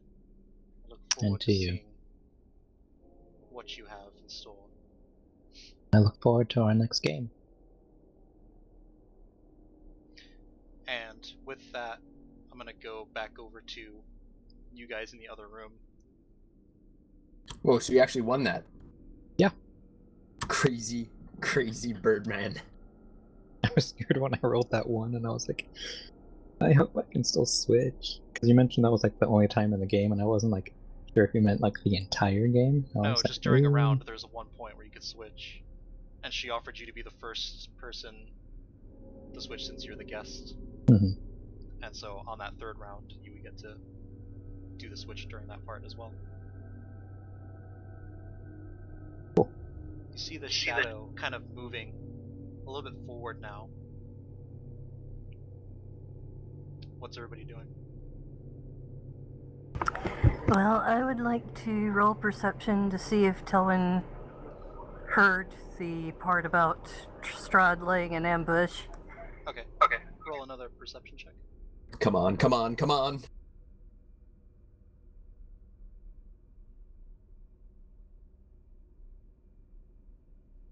Yeah, with a 15, you pretty much heard pretty much all the conversation going on in there. You heard all of Lilith's backstory that she shared to Maoh'tann. You heard all of Maoh'tann's backstory that he shared to Lilith. You heard Lilith concede the game to Maoh'tann and say that Strahd's laying the ambush for Ireena. She wouldn't do anything to interfere. Okay, Telwyn is going to gamble that this one time a vampire is telling the truth. And she is going to rush to find the others. Okay, which way are you gonna go? Well, it's going to be a guessing game, isn't it? Yeah, because you didn't follow them.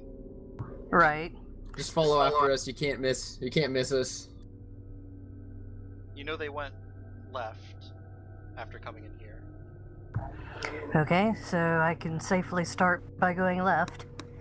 Okay. So I'll have you start heading that way, trying to go through like the little bathroom area. What's everybody in this room doing? And Maoh'tann, I'm assuming you're heading. Let me I remind have to you finish my that tea first. let me remind you that Telwyn has protection from evil and good readied. Okay. So Maoh'tann, you're finishing your tea. Mm-hmm. Okay. What's everybody in the bedroom doing? Well, Duncan's pretty sure that this thing that's on the floor is evil. So he's gonna call out to Ireena, and he's gonna rummage through his bag, and he's gonna toss her the Mace of Terror. Okay, so she goes and catches this mace that's like terrifying. It's got skulls on it and everything. It's got like this eerie glow coming off of it. Just get yourself back. What? We're not losing you now. What do I do? Are we killing this? I'm assuming this is one of Strahd's dark magics. I think it might be.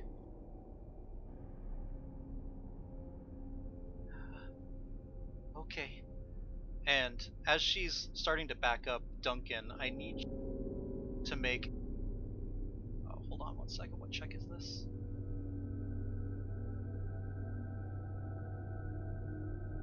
Okay, make an ability check with your spellcasting ability. Alright, so Duncan, I need you to make a strength check.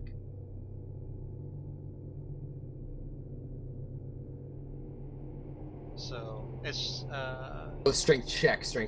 Okay. I think this is just a strength check. Let me Oh, read this that's through one bad. more time, because it's... That's bad. The way it's worded... Yeah, it's just a strength check that you make, not a save. Oh, that's bad. Okay. What's and happening? Then he makes an ability, and then this is an ability check. What's happening?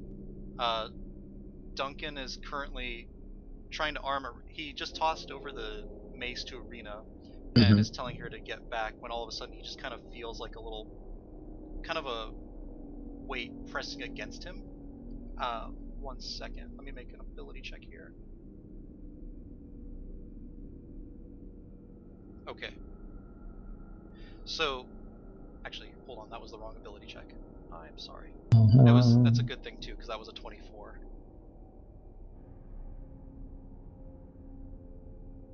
I think. What's Oh no. That is correct, right? Because sorcery is charisma. Right? Can I? Osmond hasn't stopped playing that banjo. Yes, Can you sorcery give... is charisma. Yeah. Yes. Yeah, he has not stopped playing the banjo, right? But that's advantage against charms, right? What? Oh, yes. But also, I was gonna say, Bardic if you inspiration. can, yeah. I'm gonna say this is like kind of a split second to notice this is happening. Okay. Because this is more like a surprise, because nobody's noticed the person that's casting this right now. Okay. Because nobody's perception's high enough to really notice this at the moment. So this is a 24. So Duncan, you feel like this kind of constricting force against you, and you feel like you can't move your arms, you can't move anything, and you feel yourself kind of being slowly lifted off the floor. And then you just kind of hear a small chuckle. Duncan, I'm disappointed in you. I thought we had an agreement. Agreement. What? I didn't agree to this. Out of the shadows, kind of stepping a little bit, like he was just like kind of like around the side of the bed, just in the darkness, kind of steps out now. You see his hand forward in kind of a grabbing motion towards you, Duncan, and you feel like the constricting tightening against you. We agreed you wouldn't do anything rash, right? We'd help each other. I don't see how this is helping each other. You asked me to investigate that place. You didn't say when. Fair enough. But you are also taking someone from me. At this point, And I'll start to Telwyn, make my way over. I've I'm gonna finished my say- tea. At this point, Telwyn, you've made your way through, and you come through the doorway, and you see a shadow looming right in front of Rocky and Ireena. Duncan kind of just floating a little bit off the ground. Strahd, a hand outraised, and kind of like Darth Vader force grasping hand motion. Okay. Can I Protection stride? from evil and good. Can I stride over to this door and knock on it? Okay, yeah, you can knock on it. So everybody in this bedroom here just hears a knocking sound coming from the door to the east. I don't suppose you'd let me down so that I could get that. I don't know if you heard me, but as soon as Telwyn saw what was going on, she cast protection from evil and good. Okay, just on herself. She can only cast it on herself. Okay. So you get protection from evil and good on. Yeah, that means that Strahd will attack with disadvantage. He can't charm Telwyn or any of that good stuff. Okay. Oh, what to do. If you want to come in, he says to the doorway. You can hear the voice coming from the other side of the door, Maoh'tann. Pose myself, and then... Is it a handle or one of those, It's like a knob? Yeah, it's more of a knob over here. Open it up, and walk in, my hands folded, and I'll use my bat. Oh, it's locked. Okay, so Now I can go. Yeah. So I'll come in, my hands folded together, and I'll use my foot to close up behind me. And I'll kind of survey the situation. And I'll give the direction of Strahd. I'll just give like a nice bow. Good evening. I take it, and based on your appearance, you might be the master of these lands. He's Strahd. You see a bat kind of flutter over to his shoulder. A little friend told me you were coming. Wonderful. And I'm gonna try to roll closer. I've been so eager to meet you. Yes, and I eager to meet you. Believe the name was Maoh'tann, correct? You are correct. Pronouncing it right. You are. And I believe that if you are the master of these lands, that would make you the veritable Strahd. Yes, quite. As you... Okay, as you look around, you can see that there's now a little bit of squeaking coming from the ceiling. As you all look up, you can see that there are actually bats kind of hanging around in the corners of this room that you didn't see before. So they kind of... Can't move it. One second.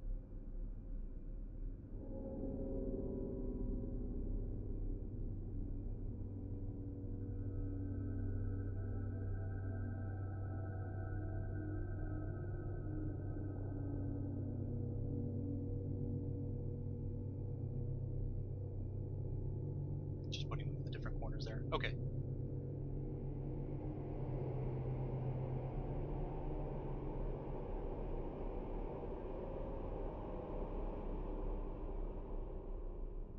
Alright. So, yeah, what is everybody else doing at this moment? Strahd's kind of still eyeing Maoh'tann. He's got Duncan kind of grasped in this kind of forced grasp here. The shadow's still kind of looming. Let him go. Okay. So you step up next to the shadow, Tulin. Next to the what? You step up next to the shadow. Next to the shadow here. I thought that was Rocky, but Rocky's over here. ah.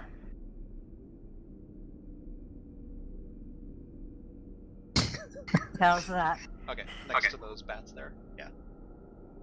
Bats are fine. Okay. Let him go. And why?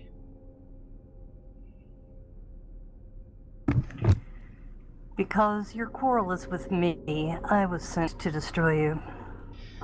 I would say my quarrel is more so with everyone. Fine. Then quarrel with us all. So, I'm left with a couple choices here. I could engage you in a little bit of combat if that's what you are wanting. I could let you carry on with your schemes in this land. One thing I can't allow, though, is for you to take my beloved. She's not your beloved, she's your obsession. And what difference is there? You want to know about love, Strahd? Love wants the beloved to be happy and free. Love doesn't force itself on anyone. Love respects the dignity of the beloved. Love would die for the beloved. Love is the opposite of what you've done. You have stalked this girl through centuries. You are a predator. That's not love. She doesn't know what she wants. You all don't know what you want. Why don't we ask her, Ireena, what do you want? I want to be let go. She looks at you, Selwyn, back over at Strahd. I want this son of a bitch to pay for everything he's done. To my family, to me, to everyone in these lands. Good enough for me. Strahd just smiles as he's standing there. If that's the way it must be, that's the way it must be. and he kind of gives a hiss, and you see his face starting to deform and change. You see his fingernails elongate, and you could see his eyes turn just a pitch black. The pupils disappear. You see his face contort and distort itself. It's kind of lopsided, not handsome anymore. The hair turns white rather than the jet black that it was before. You see his skin kind of start to sag, and you could just hear this hissing coming from him. And I'm gonna have everybody at this point go ahead and roll for initiative. So make sure you click on your token, and then I'll put the initiative counter up. Let me clear this first. I've done this so long. I know. Quick question: how many rounds was the conversation? It was probably like a good minute or two. Minute or two? Yeah. Okay, then quickened recast of protection from evil and good. Okay, just make sure you mark off the spell slot. Will do. Okay, this first one is for Osman.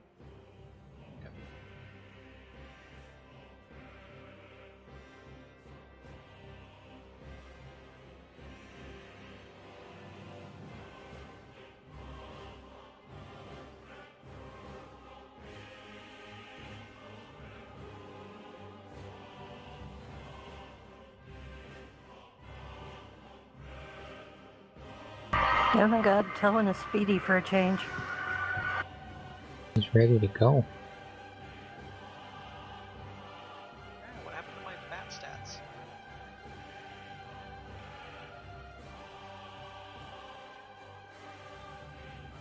Did I need to click on Osman before bats, you're so slow. I need to click on Osman before I rolled his initiative. Yeah, but what did you roll? I'll just add him in. He rolled a 12.18.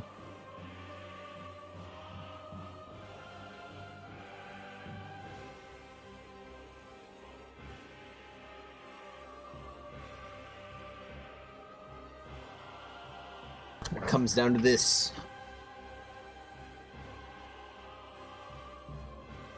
This is where we die.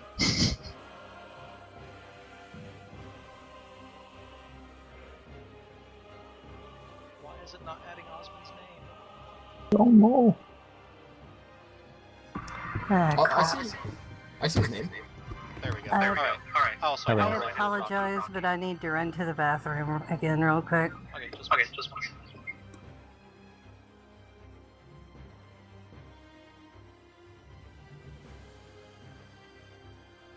Don't forget to roll for Ireena too. That's true.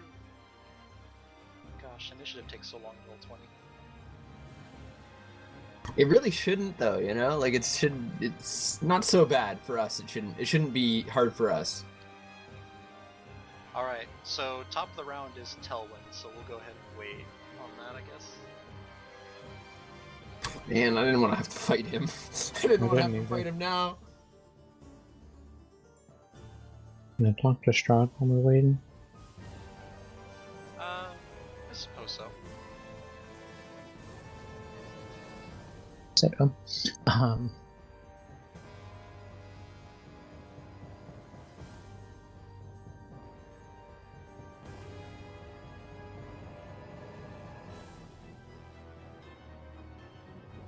would it really be the worst thing in the world if Ireena didn't stay with you?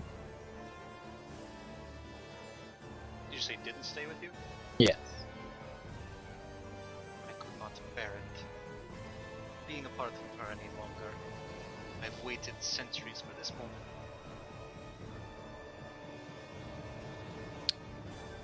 Seem to have thrived in those centuries without her.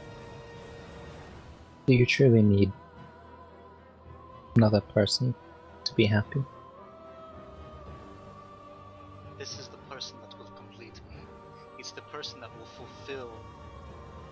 The end of this curse will be lifted once I have her. And what curse is that? The curse keeping me here forever. You need Ireena to end it. She's the only hope I have left. Because she will complete you. Yes. I've never felt such a longing before since laying my eyes upon someone. Once I have set my eyes upon them, I cannot rest. My dear master, do not need another person. Be happy. Be complete. You only need to be satisfied with yourself. Who says I am satisfied with myself? Obviously, it appears that you are not. Why you are in such turmoil?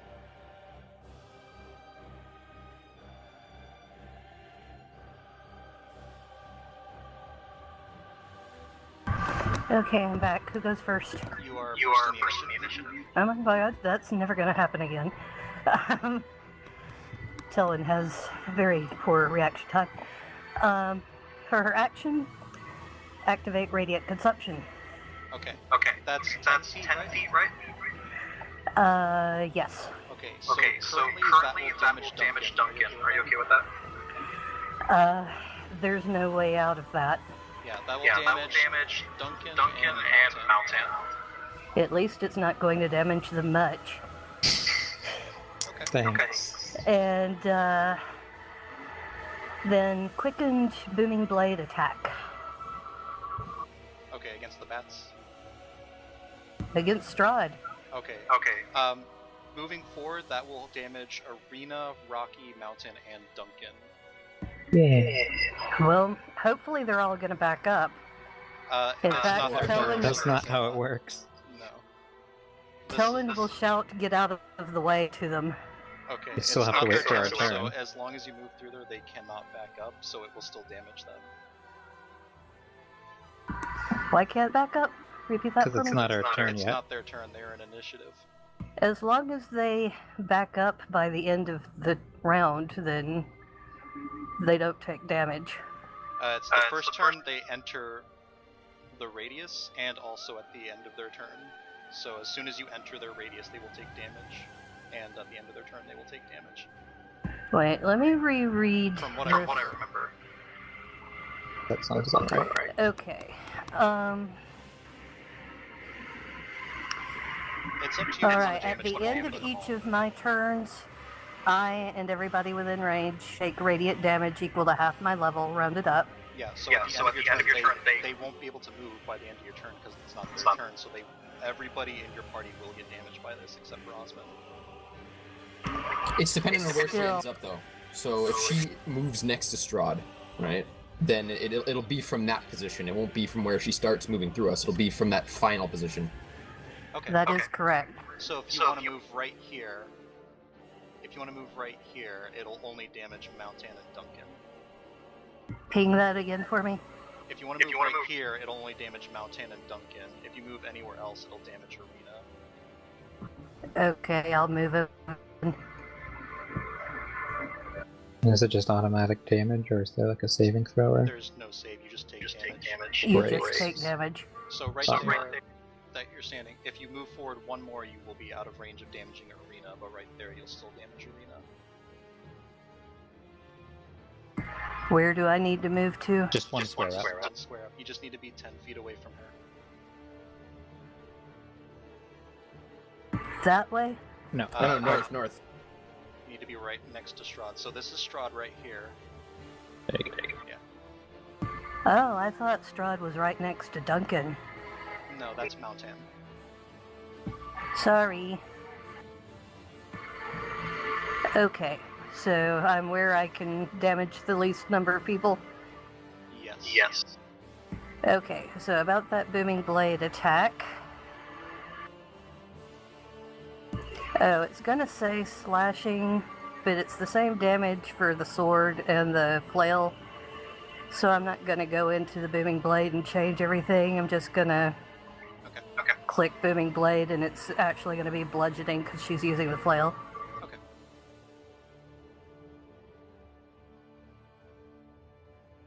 So go ahead and roll for your attack. Okay, that is an 8 to hit. Yeah, but it's a 9 because she's using the flail.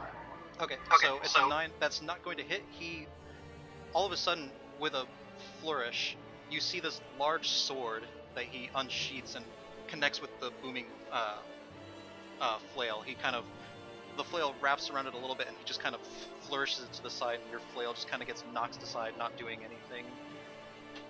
Oh, that's fine. There will be another round. Okay. So then, go ahead and roll for radiant consumption damage. Oh, I don't Or is roll that it. just a straight? He takes half of my level rounded up, so that's going to be 4 radiant damage. Okay, so he'll take 4 radiant damage, and Maoh'tann and Duncan, you also take 4 radiant damage. Yay. And you see this kind of shoot against Strahd, and you see that it just barely hits, goes forward and then hits a barrier, leaving no impact on Strahd whatsoever. Oh, watch where you're shooting that. Okay. It is the Shadow's turn. It's Not going the to shadow. make a grab attack against Rocky. Or just an attack. That is a 14 to hit.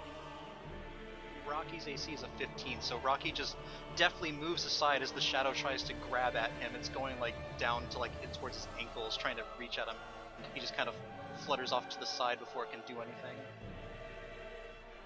It is Ireena's turn. She is going to strike down at this shadow. Oh gosh. She has the mace now. Yes. Yeah. So You should be able to. I think that if you have her stat page open, you go into the information tab and you type in mace. She'll be able to drag it right into her character sheet, her character box, and it'll just pop up there. It should. Awesome. Oh, and it actually has the stats for Mace of Terror. Yeah, there you go. 1 second.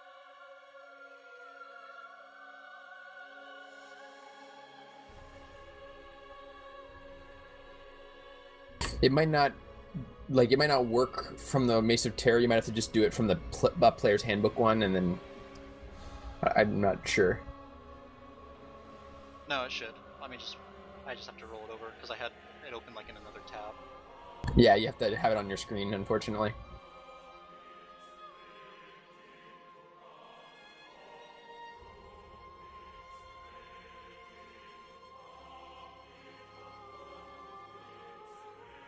I don't know why it's not putting it in there, but I'll just. Yeah, I don't know if you can do it from the Mace of Terror, but I know for a fact you can do it from the regular Mace entry. Now I'm trying that too, and it's not putting it in there for some Oh, reason. okay. I don't know Alright. what's going on with this, so I'm just gonna. It's gonna be weird, but I'm gonna roll it like Well, hold on. I can just roll her short sword stat and -1 because she had a +1 short sword, but not anymore. So I'll just do this and That works. roll it. Okay, that works. Cool. Oh. That's unfortunately not going to hit. No, she slams the mace down, kind of connecting with just stone, as you see bits of stone just pings up from the ground. No effect on her whatsoever. Strahd's going to look at you, Telwyn. He still has Duncan in his grasp with one hand. He's going to flourish the blade and make an attack against you with the blade. He has disadvantage currently. Yes, disadvantage. That's going to be a 26 to hit.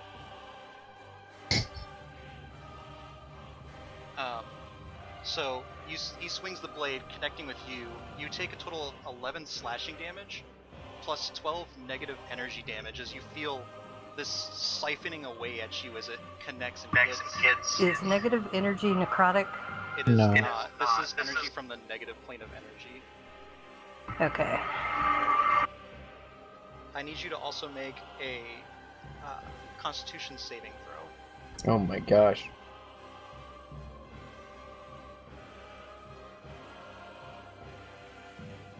That's a 21. So you That's feel a nat this 20, actually. siphoning, and you resist the effects of the blade as it tries to pull life from you. And Strahd, with his other action, he can only do one of these as his sword attacks. So what he's gonna do is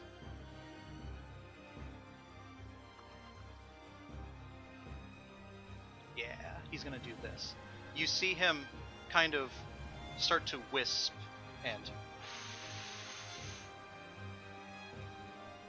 he seems to teleport over here, right behind the bed over here. And assuming he ignores attack of opportunity? Yes, this was it seems like some kind of spell, as he turned into like a wispy mist and teleported right over here. And I think that does it for his turn. So Osmond's turn is up next. Oh, jeez.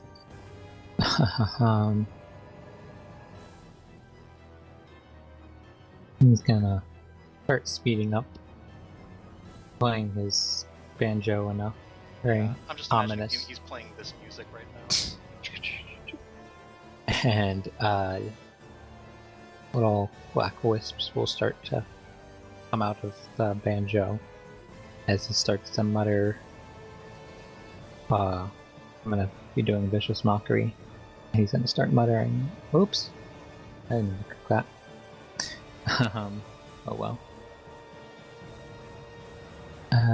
He starts muttering insults. I don't know if anything different happened. I don't know how the spells work, like how... Yeah, you just string But, a well, lace like- of insults at somebody. Yeah, like I don't know if like he had like any specific flavor text or whatever, like how he wants his spell stuff happen. We'll say some choice insults get hurled at Strahd. Oh, I was aiming at the shadow. Oh, at the Shadow? Cool. Yeah. Alright then. Shadow's gotta make a wisdom save. Or take one psychic damage. Cool. I did not mean to click that yet. That's a 5. Cool, he So failed. it takes 1 psychic damage. Sucker. And also, something else happens with Vicious Mockery, right? I know, I meant to click the gear and I accidentally clicked the spell. Oh. Well, something happens with Vicious Mockery. I believe I've never used it successfully. And it has So- disadvantage on the next attack roll Okay, cool. before Every the time end of I've its ever next used turn. Vicious Mockery, it always fails. Alright, so anything else for Osmond? I don't think he can do anything. Okay, Rocky's turn. He's going to just start swinging away at the shadow, I think. He's got, should he use the blood spear? It's better to use it on targets that are close to death, and right now we haven't done a single point of damage that's meaningful, so He's got Probably- lots of damage. go for his weapon that's, I don't know if it's silvered or whatever can damage the shade. Yeah, where's his... Oh, here it is. So he gets multi-attack here. That's a 15, which I believe hits the shadow. Dealing a total of 6 slashing damage as he comes down with his blade, slicing through the shadow. You can see it connect with the shadow itself. You can see the shadow starting to contort and twist as the blade slices through it. He's going to make another attack with his comma, I guess. That's a 17, so that will also hit. Dealing a further 7 slashing damage to it.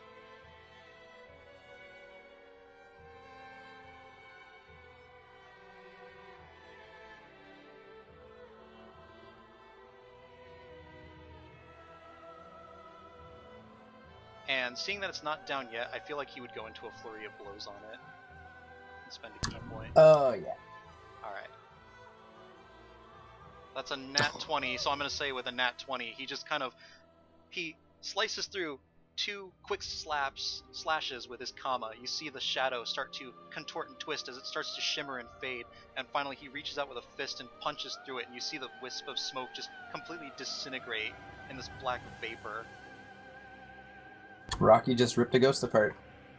You still don't have a shadow, Duncan, but yeah, that thing is... Well, yeah, he killed it. Oh my gosh. And Duncan, it is your turn. So I'm still pinned by this force You are thing? currently restrained. Okay. So, in order to break free, you need to make another strength check. And would this take up an action for my turn? I assume I can't do anything. Let's see here.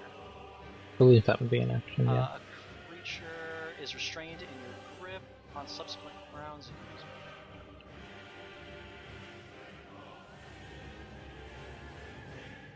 So attack rolls against the creature have an advantage. The creature has a disadvantage on dexterity saving throws, but I can still attack, technically. Okay, let's see how this works. Oh.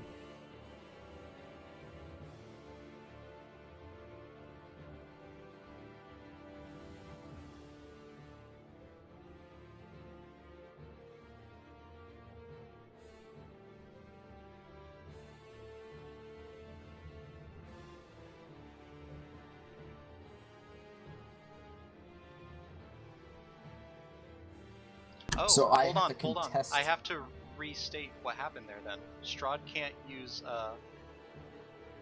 his secondary action to teleport, so he's still right next to Telwyn. Wonderful. Wonderful. Excellent. Okay, but yeah, so I'll need you to make another strength check. That's if I want to break out of it, though, right? Like Oh wait, hold on, no. He has to use his action to maintain his grip. Okay. Which he did not do. Aha! So, you are no longer gripped in telekinesis. So I'm going to say he dropped. Okay. You are not restrained.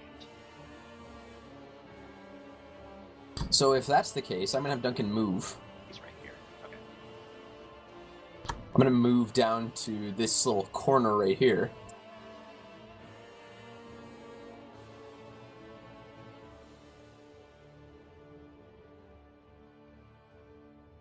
And I am going to blast at these bats that are closest to me. Are these bats like, I'm assuming that they're like not just hanging there, that they're like floating down with intent to kill us? Yeah, Okay. they've started to swarm around and are flying around in the room right now.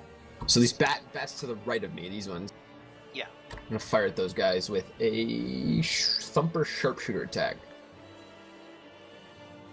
See if I can make some shish kebabs. Bat kebabs. Okay. Okay. So nat one, Right. you fire your shot, and it just goes completely wide, sailing through and actually going through the doorway into the next room, kind of spraying a bunch of books down. You just hear them like clatter and fall.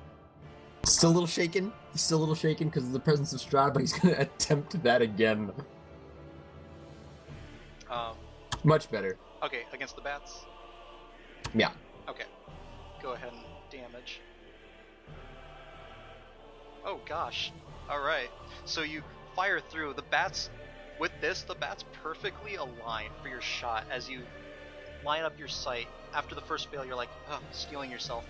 You see them all just like perfectly get into the perfect row, and you just fire. Your arrow strikes through, and it actually is enough to kill the entire swarm. And that is the power of Duncan Marbread.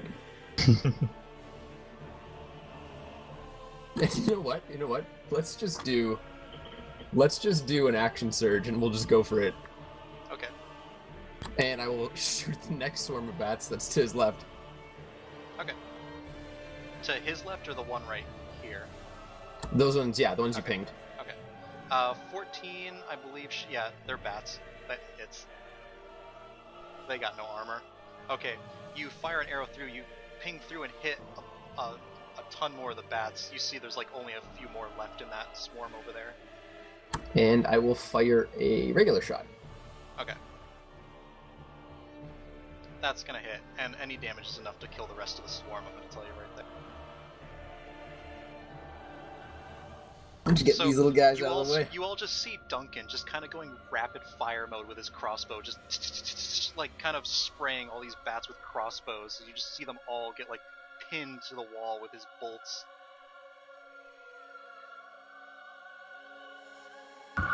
Tilwyn salutes Duncan with her flail. Alright, do you guys want to do anything? Or, Duncan, did you want to do anything else? No, that's it. Alright, Maoh'tann.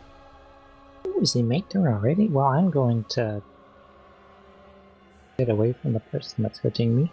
I'm gonna how high up is the ceiling? The ceiling is about 10 feet.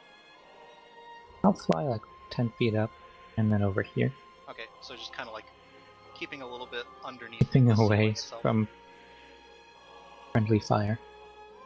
And did Strahd ever? I've already forgot the last thing I said to Strahd. I guess he never responded. Yeah, I don't Whatever I said. I don't remember what I said to him either. Oh well, I'm gonna shoot those last two bats. Okay. I'll start with this which- one. okay. I'll start with that one and see what happens from there.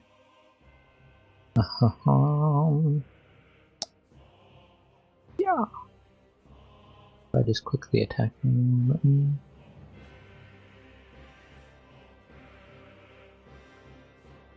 The 12 hit. 12 is, going to hit.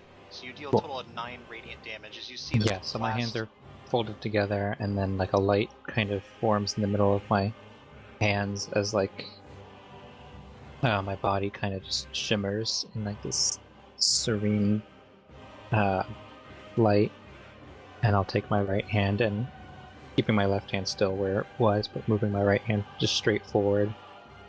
It'll just shoot like a nice straight thin beam of like blue energy at the bats. So you see this bolt escape from Maoh'tann's hand as he's like hovering up in the air.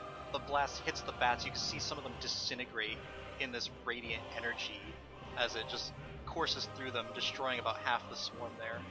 And then, with my left hand still glowing, I'm gonna also in the same fashion arc it forward so that both my hands are now just straight planked upwards facing both bats, and the left hand will shoot the same type of energy at the bats. Oh my goodness.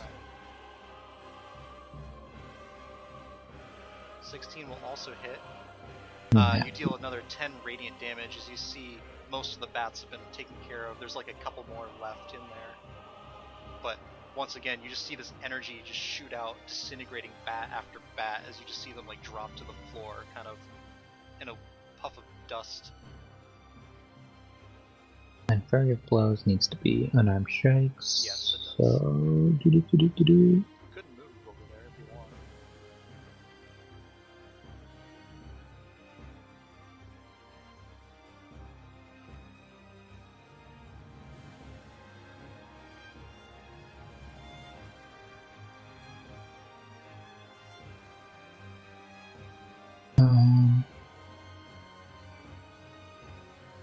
I'm going.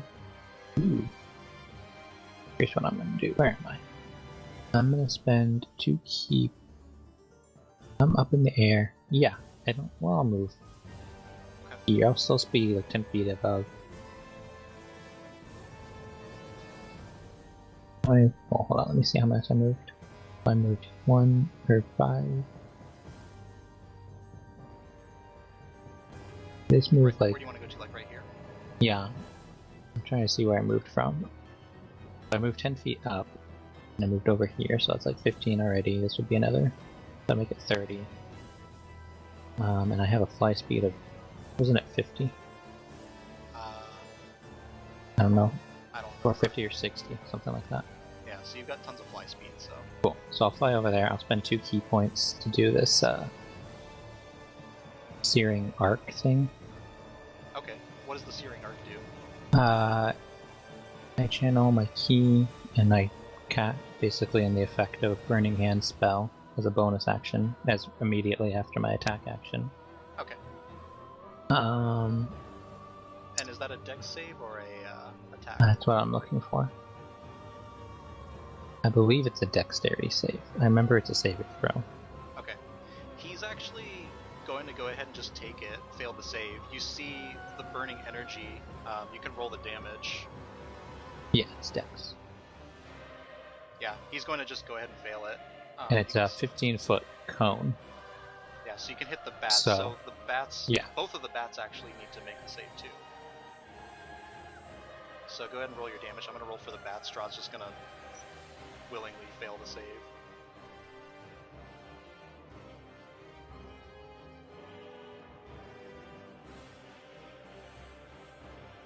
That's just- an 11 and a 16. Light blue fire, just kind of. As Maoh'tann puts like both of his thumbs together, and then a cone out of the shape he's made with his hands. So just a arc of blue fire, like light blue fire, shoots out and kind of starts whispering around. Okay. And So- anything that is flammable that isn't being worn catches fire. Well, the candles will probably light up a little bit more. There's a table over here too, so that's going to catch on fire. That Osmond also happens Probably- to be standing on. Probably the edge of the couch of that table that Osmond's on is going to catch on fire too. Oh dear. Just the edge of it. He's got time. So you can roll your damage for that. I think Oh, it you already did? does. Oh, It you does 7 fire. automatically. Alright, Okay. so the bats at the very top end up getting completely charred and blackened and killed by that. State.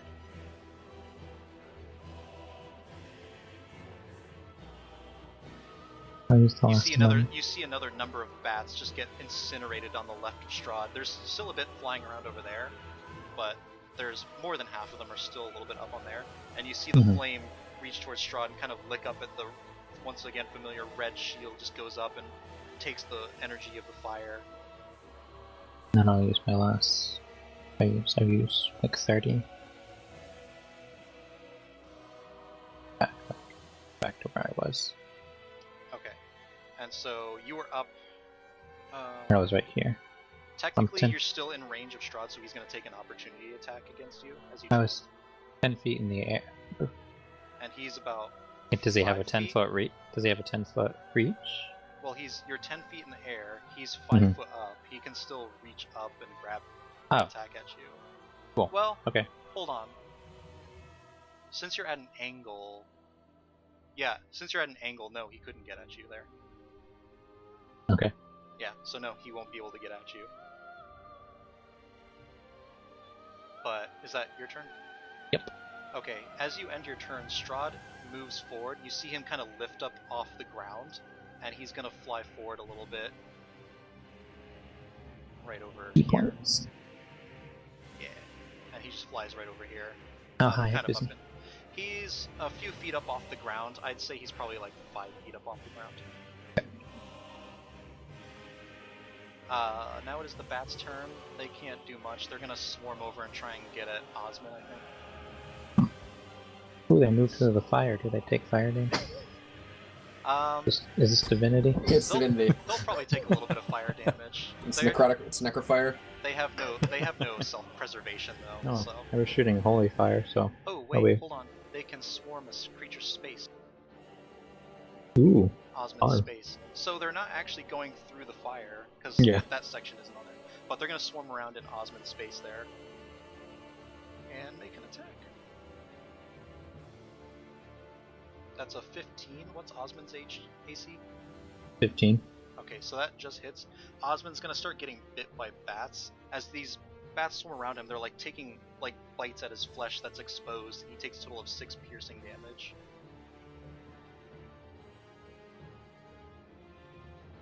I'll move them over here just so like Osmond can still get clipped, I guess. Yeah. But Well, there's no. they're in his space.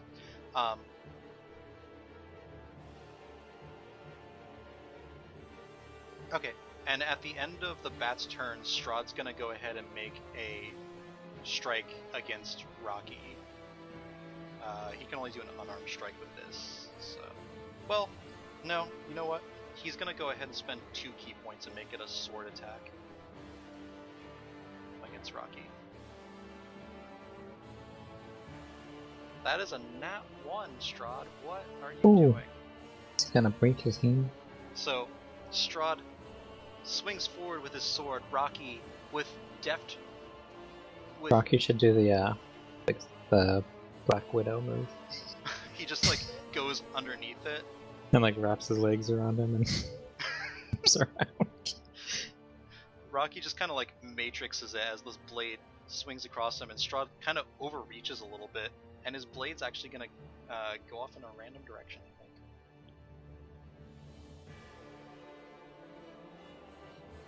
Alright, his blade's actually gonna land right over here. So it's right in between you, Maoh'tann, and Rocky. Cool. Somebody grab it. I was thinking about leaving it there, actually. No, keep him from getting it back. No, I think we should leave it there. Telwyn, it's your turn. Alright, first I'm going to cast a quickened magic missile on Strahd. Okay. And since that auto hits, the other thing my radiant consumption does is once per turn when I hit with an attack or a spell, I get to do extra radiant damage equal to my level. Okay. So he's going to take 8 radiant plus whatever I roll for the magic missile. Alright, go for the magic missile.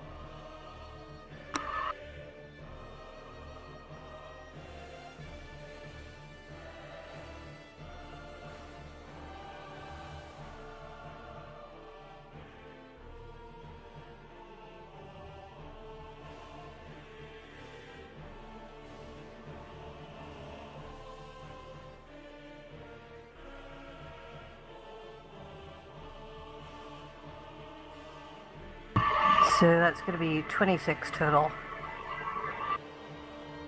Okay, so you see the missiles streak out. So you did this at second level? Yes, second level. Okay. I think you get one more d4 at second level. Oh no, at first level it's 3d4 plus 3, That and sounds second okay. level adds one more missile, so it's Oh, okay. 44 plus 4. Okay, cool. So 26 altogether. You see these missiles streak towards Strahd. You see him just in time get the barrier back up. The red energy just kind of takes the brunt. You could see bits of cracking going through this barrier as it's starting to take a lot more damage over time. Okay, that was a bonus action. For her action, she is going to... Can she run and use Channel Divinity at the same time? I think so. Channel Divinity is just bonus action, right? Channel Divinity is just an action. Okay, just an action. You'd have source points though. But yeah, you can run and cast it at the same time. Like, just where do you want to be when the casting takes effect? I was actually going to take a running jump and leap up and smack Strahd in the face with this flail. Okay, do you have radiant consumption? I'm using the sacred weapon Channel Divinity power, which means that I'll get to add Telwyn's charisma modifier as a bonus to her attack rolls. Okay. Do you still have radiant consumption up? Yes, I do. Okay. So where do you want to position yourself, just so I know who's taking damage from that? I'm going to damage as few other people as I possibly can. Okay. There's a giant bed kind of blocking the way. So Is that good? Let's see. 1, 2. I mean, unless you want to use difficult terrain and go over the bed. Yeah. That if you want to but that's enough to you could still. That's 5, 10, 15, 20, 25. Yeah, you can spend 25 movement and get over there and vault up.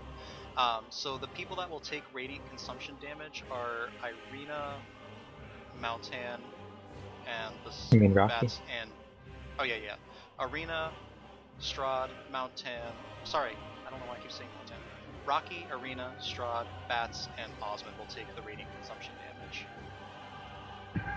Yet again, yells, "Get out of the way!" Yeah, too late. Okay, so go ahead and roll your So roll attack. my attack. So Osmond goes down 4 hit points. Yeah, so Osmond will take 4 damage, Ireena will take 4 damage, and Rocky will take 4 damage. And this is not Booming Blade, so I'm just rolling the Tithing Flail. And the bonus to the attack is going to be plus 4 total. Okay.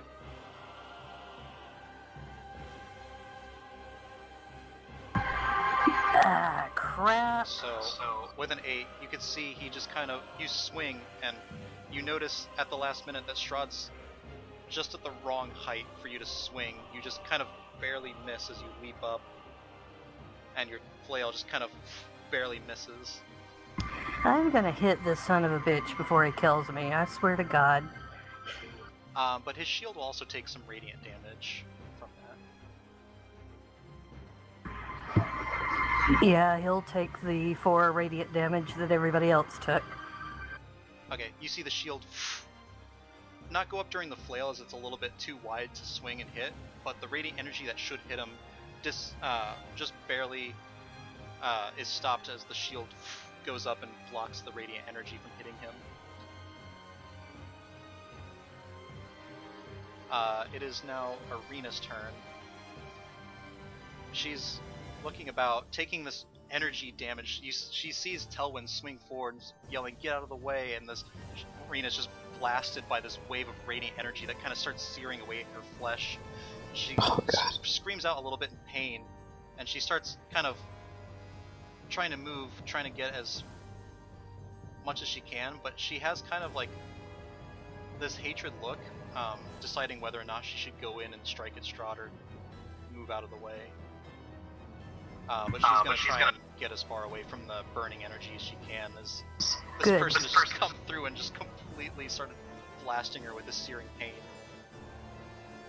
Sorry about that.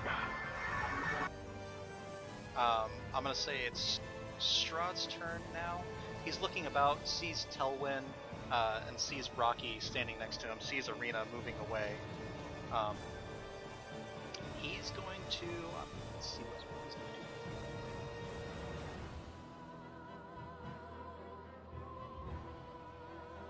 Alright. So...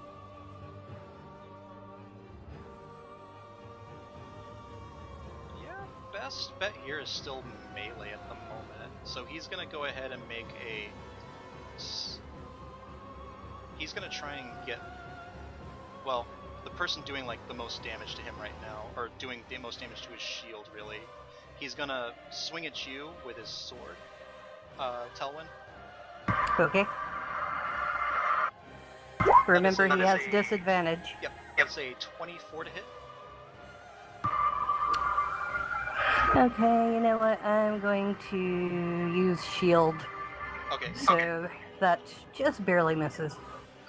Shield adds what? +4? +4. 5. Plus 5. So your AC is 19. 1, 2.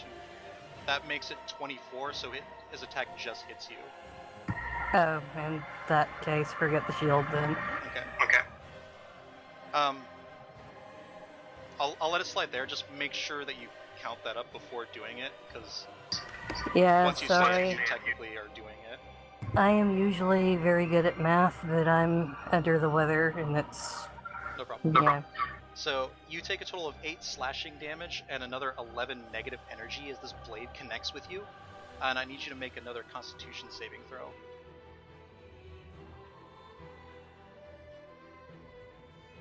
Okay, that's going to be an 18. So you feel once again this pull trying to drain the life out of you, and once again you resist its pull, its effects, as it tries to... oh wait, hold on. He can't do that. He doesn't have his blade. So I don't take that damage? You don't take that damage. He does not have that blade. He's going to try... he wants to get that blade back, actually, so he's going to go... he's going to try and tear his way through Rocky, actually. Well, he can just move through over here. He's going to go ahead and take the opportunity attack from leaving engagement from you at Telwyn as he tries to go for his sword. Well, I'm definitely going to take that opportunity attack, though. Okay. So I'm going to... I have Warcaster.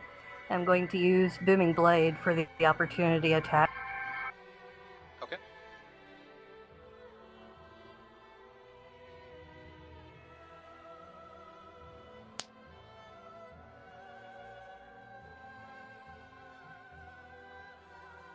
So that is a 13. That's going to be a 17 because I've got those bonuses going. Okay, with a 17, it still just barely misses as you swing it down again. You see he moves a little bit too fast as he just streaks forward.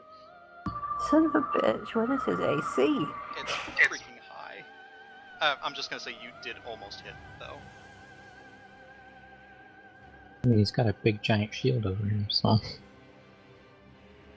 Well, that, and you also notice that at the moment Yeah, he's currently... but I'm going to hit him before I die. Yeah. Huh?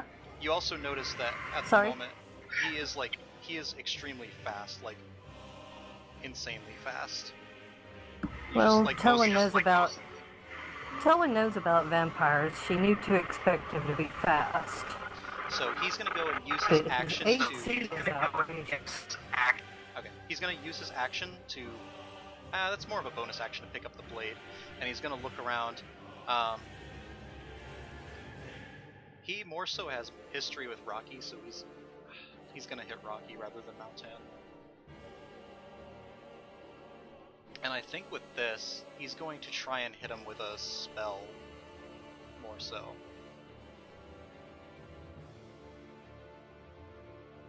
Yeah, he's gonna do, he's gonna look over at you, Rocky. Rocky's not here.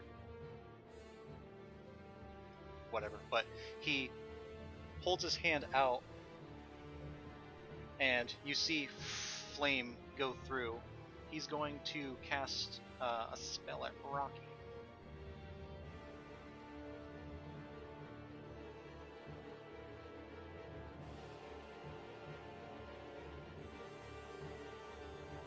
Why is that? Does not seem to be rolling right, because he's got to make... Rocky's got to make a dex save, that's right.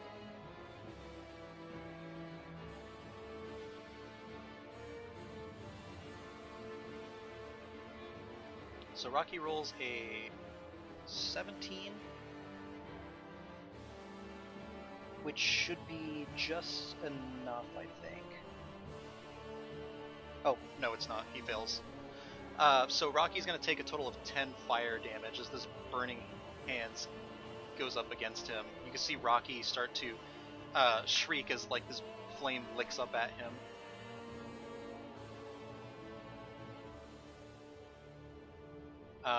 And other than that, I think that's where Strahd's going to end his turn.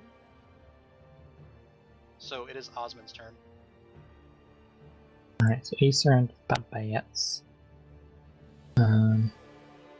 Yeah, he's currently in the swarm of bats.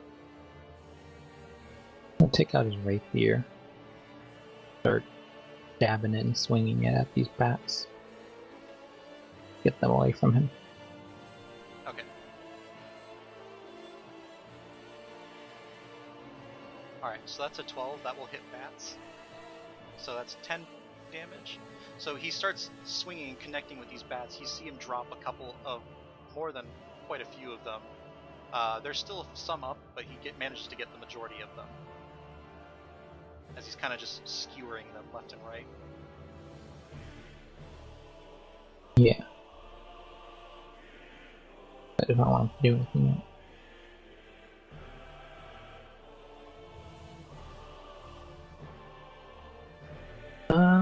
I think that will do for now.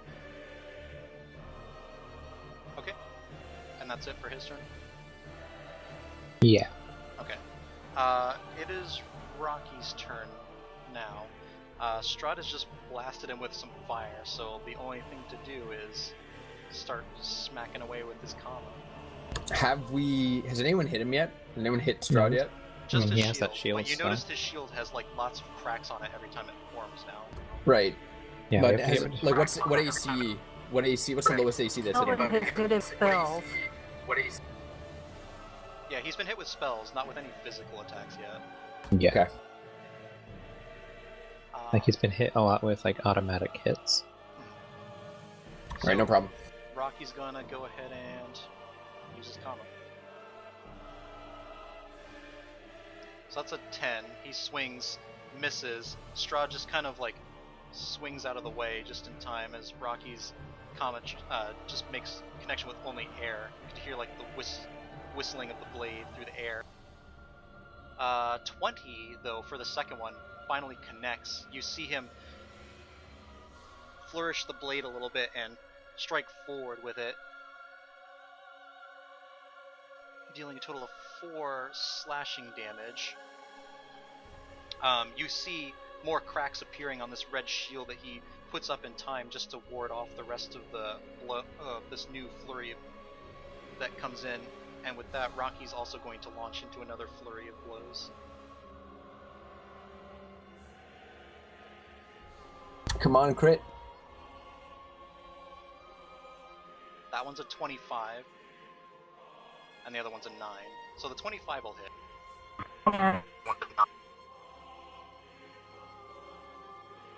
So that one's a total of 7 bludgeoning damage. So you see Rocky's fists connect forward. He's just swinging wildly, trying to hit Strahd. You see a few of them miss, but one finally connects, and you see the red energy of the shield finally crackling, and all of a sudden pierces and breaks. You can see it kind of shatter and fall to the ground. And you see as the thing, as the shield breaks, you see Rocky's fist barely connect, and you see Strahd take a slight bit of damage from that, so some of it transferred over to him.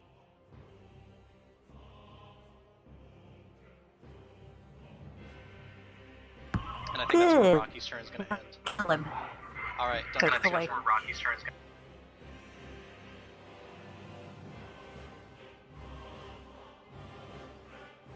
So what would you like to do, Duncan? I'm gonna sidestep one spot here, and then I'm going to take a thumper shot, but I'm going to load it with second tier thumper charge here. Just give me 2 seconds. Okay, so 14, you go ahead and shoot. It pings packs. You see Strahd just standing in one position one moment, and then all of a sudden, just like in a split second, his head is like to the side where the arrow should have connected and just completely misses, kind of zooming past Telwyn and embedding itself into the wall. Okay, I'll buckle down and try again. 25 will hit this time. You see the arrow finally connect and kind of pierce through, like right in his rib cage. So he takes a total of 13 piercing damage. It seems to go a little bit in. He doesn't seem to notice it too much. What he does notice is the force of the strike. The secondary damage just kind of rockets him, and you see him kind of shake a little bit at the damage from that. He's also going to make a dex save. Come on, fail. Let's get him over there in that blinding light so she doesn't have to run in and hurt everybody. Please. Fail. He's got high dex, I know. Come on, he's a vampire. There's no way he's failing this. Oh, Yeah. God. He doesn't have disadvantage on your saves. It could right happen. now. So he's got a 29 right there. Alright, it was worth a shot. Did you want to do anything else with your turn? Let me just check 1 second.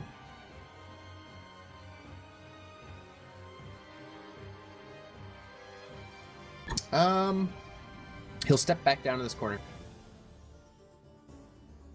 And that's it. Okay. As you end your turn, he's looking around back and forth. He's going to make a swing at Rocky with a legendary action here. Oh no, not Rocky. That is a 15 to hit, which is just Rocky's AC. Yeah, he's just going to do the straight damage. So he's going to do 9 bludgeoning damage and 15 necrotic damage as you see these long fingernails rake into Rocky's flesh. You see, like, in his arm, you just see blood splatter as Rocky grabs out of his arm, shrieking in pain. No.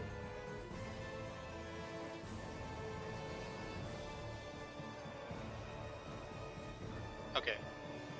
And with that, it is actually Maoh'tann's turn. And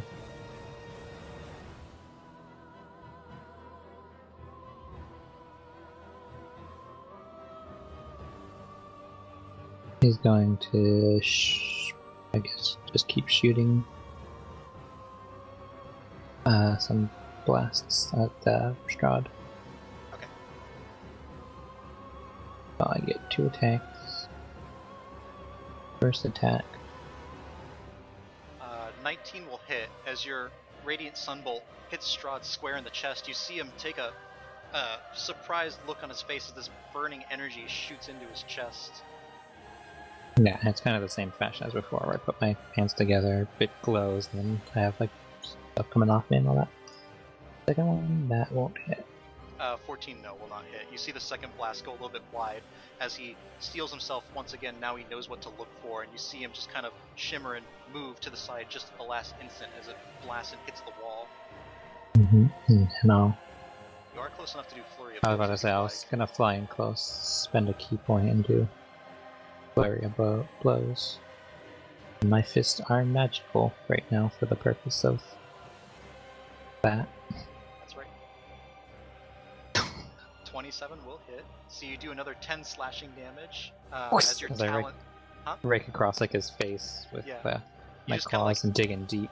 You kind of like Simba to the hyena and Lion King, just kind of Mhm. scratch at his face as you see blood kind of well up. And then I'll do like a backwards kick with this one. That's not gonna. No, you do the flip, and Strahd just kind of like matches your flip with you, kind of like flips back at the last instant as you do your flip. And Kind of then, like this acrobatics display between you two. and then in crane style, I'll elevate back up to my 10 feet. Nice. With that, he's gonna burn another legendary action and make a strike against you, Maoh'tann, because you did a good chunk of damage to him. He's got disadvantage. Again, oh, that's right, he does, because you're cloak.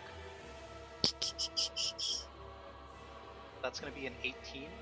Yeah, Okay. that's 1 point. That's like my HC is 17, so yeah. Alright, so you take a total of 10 bludgeoning damage as his fist hits you, and another 6 necrotic damage as his fist just connects with your face. Just kind of like sucker punches you after completing his little acrobatic flip that you two were doing.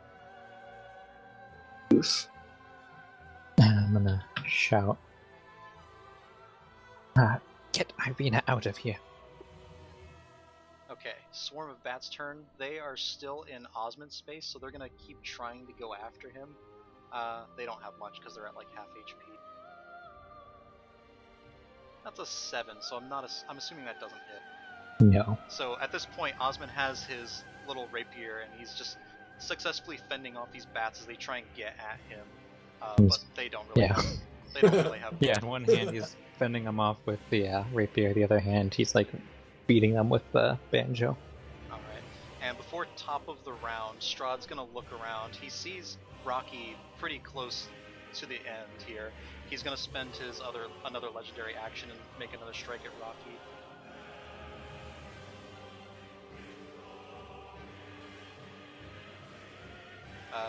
That is... Oh, he doesn't have disadvantage against Rocky. That's a 27, so that will hit. Rocky's gonna take another 5 bludgeoning damage, as well as 17 necrotic. That's actually gonna drop him to 0. No! You see him just like fall to the ground, stunned, as he goes into death saves. And with that, Telwyn, it is your turn. She's AFK. She's taking some medication. I thought she typed that she's back. Oh, did she? Oh yeah, she does. Okay, good. Also be aware that if your radiant Yeah, consumption I'm back. also be aware that radiant consumption hurts him, he will fail the death save. Just so you know. You might Where have is he right now? Right next to Strahd. He is right to the left of Strahd, right here with that red X on him. Just throwing that out there.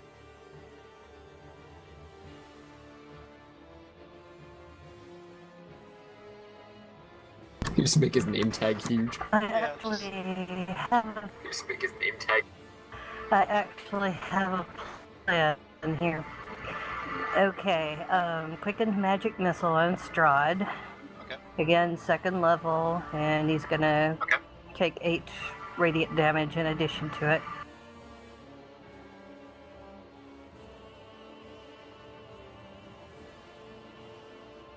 But so is Rocky. You gotta step back. This doesn't hit him. Oh, okay. This is just magic missile, but they're just letting you know, like, if you keep radiant consumption up at the end of your turn, Rocky will take a failed save on his death saving throws. Well, I plan to move Tullen. Right. Okay, so the missiles strike forward. That's plus It's plus a total of 20. Okay. So these missiles hit Strahd. You see them streak them, just zoom through the air. The loud fire crack-like sound as they ping against his back as he's just looming over the fallen body of Rocky. That's 20 damage altogether. Alright. And you see him just look up over at you, Teleway. And I'm Rocky specifically. Could you ping for me so I know exactly? Rocky is right here.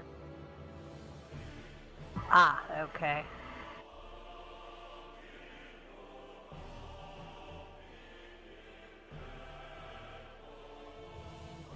Right there. Do I miss Rocky? But I could still No, hit you're still within 10 That'll feet of still him. hit everybody. That'll That'll hit like pretty much everyone except for Osman. Well, it won't hit Duncan. It'll hit Rocky, Ireena, and Maoh'tann and Strahd. Damn. I am primarily a melee character.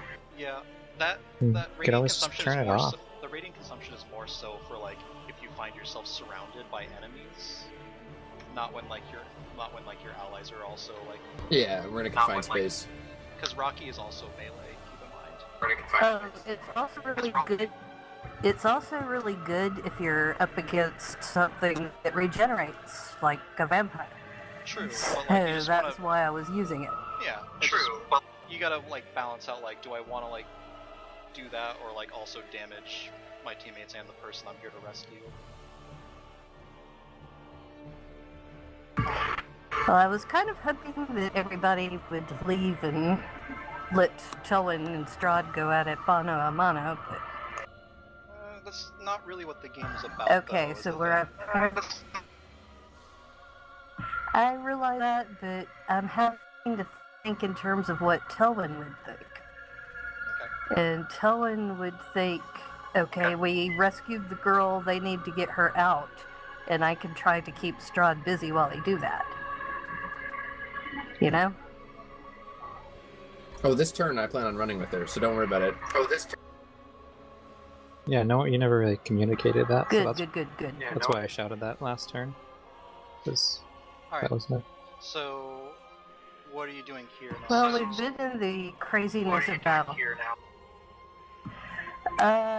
Yeah, well, first of all, am I far enough away that I'm not going to affect Rocky? No, this will still affect Rocky. You have to be more than 10 feet away from him. Yeah, you have to be on the bed.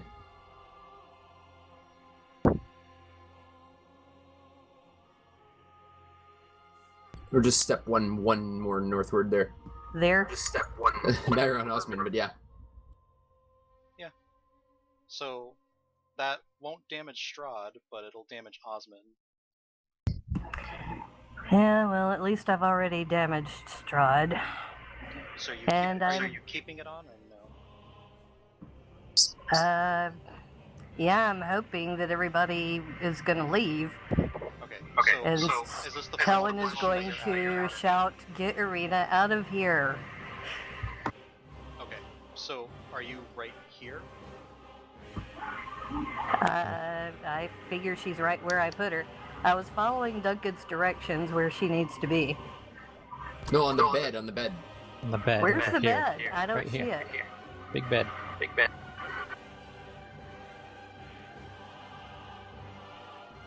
This thing right here is a bed.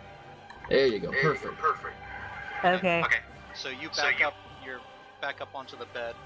That's the end of your turn. No, because she can still. She used a bonus action. She still has her regular action. Okay. What would you like to do for your regular action? I was trying to figure that out because I can't melee attack like I normally would. You can, what is that, Radiant Bolt or whatever? The one that you shoot? Well, you quicken to Sacred Flame. You quicken spell to do the Magic missile. magic missile. So if you want to do a spell, the only spell you can do is a cantrip. So you can Right. use any of your cantrips. Except Bimming Blade, which is the one that I wanted to use. Okay, I guess I'll try a... You know what? I'm gonna do a heightened Sacred Flame. Heightened means that Strahd makes his dex save with disadvantage. Okay. So he's gonna make a dex save against Sacred Flame. If he Right. succeeds, he takes nothing though, right? Correct. Okay, that's a 17. Damn. So Well, you, it was worth a try. yeah, you shoot out this radiant flame that just barely reaches out. Strahd just kind of steps back a little bit as it just like goes up against his face, but doesn't quite make the connection. Get Ireena out of here! And as your turn ends, Strahd looks over at you. You could see him kind of raising his arms a little bit, and you could feel a weird pull, Telwyn, and your shadow also deattaches and forms right next to you. Oh no. Okay, does it do anything, or does it just detach? Your shadow deattaches, and it's now looming to the side next to you. So I'm gonna roll an initiative for it.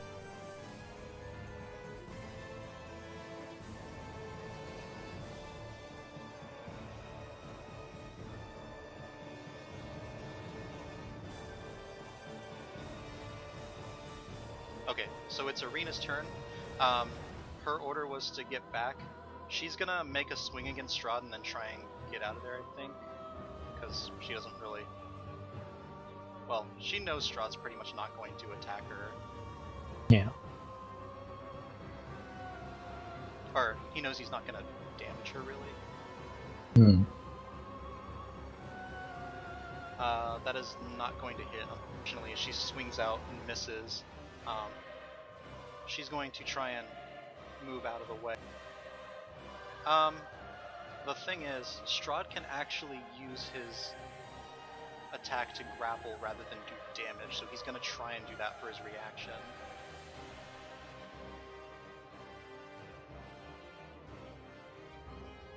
That is a 13, which I don't think that hits Ireena's armor class. She's not wearing her plate anymore, so you might have to keep taking in mind. Oh, that's true. She's not wearing breastplate armor. But Wait, she doesn't. no, she's not. She's just wearing normal clothes. So it'd be 11. There'd be 10 plus her dexterity. Yeah, it'd be 11 in this case. So no, he does manage to grapple her. Damn it. So he's just kind of got her in his grasp. Okay, and now it's Strahd's turn actually, and he's actually gonna try and move with Ireena out of here. Can I make an opportunity attack? Yes, you'll be able to. And can he I can only make move that? half his movement speed since he's carrying Ireena. So. Can I make that opportunity attack to like chop down on where his arm is, where he's holding Ireena, and like? Yeah, it'll be a little More bit higher. so. It'll be a little bit higher. You'll need to roll a little bit higher than normal, but yeah, if you want to try and aim at that part. And more so like, even if it like sacrifices damage, like try to get him to break his grip. Yeah. It'll be a little bit higher of an AC because you're aiming for a specific body part, but yeah. Because you're also trying not to hit Ireena while he's grappling her. 23 is going to be enough though, that you manage to... I'm going to halve the damage though. So you do 6 slashing damage with your unarmed strike. You manage to chop down, hit his arm. He lets go of Ireena. Or, yeah, I'm going to say that lets Ireena make a little grapple DC check. Well, I mean, Or if he so lets go of her, he's not holding onto her anymore. No, I was like saying like, does he straight up let go, or does he just now roll the grapple check with disadvantage? Ah, okay. I don't know. The goal of the thing was to just make him let go. I'm just gonna let you have him. I'm just gonna have him. So he drops Ireena. Would he drop her right there, or more like right here when they're passing by? Yeah, so he drops her right here. As you're passing by. So now he's at this doorway.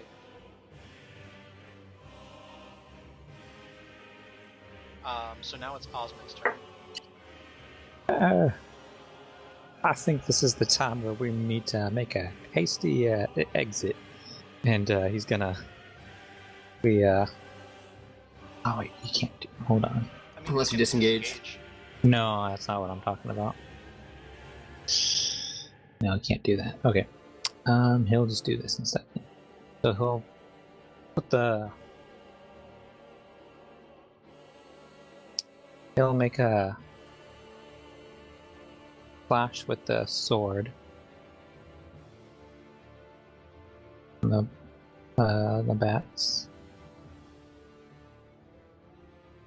21 will hit, and 10 is enough to finish them off. He manages to skewer the last few of the bats.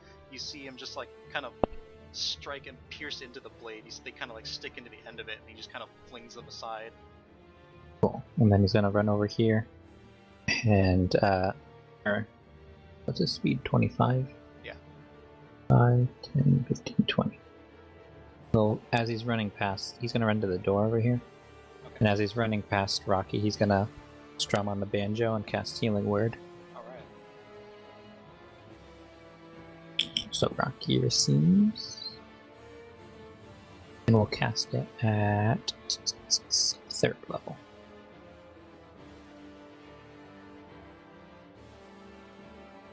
So he gets 8 plus 7.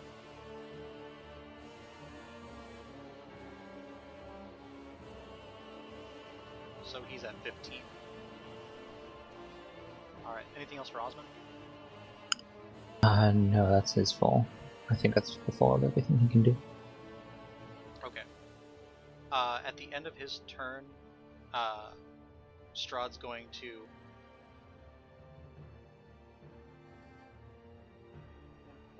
Okay, Strahd's going to move forward once again, try and set himself up to grab Ireena again. Rocky's turn. Rocky's going to get up, and he's looking around trying to see what's going on. I guess everyone's consensus right now is to get out of here, but at the same time, like, he sees Strahd going for Ireena, like, Rocky roleplay-wise would try and get Ireena first, so he's Well, gonna yeah, go the consensus is to rescue her. He's above all else. So he's gonna go ahead, grab onto her hand, and he's gonna start As a moving war. her away. Which will give Strahd an opportunity, but He already since took that. he did take his reaction, so he doesn't get an opportunity attack. Yeah. So, he moves forward.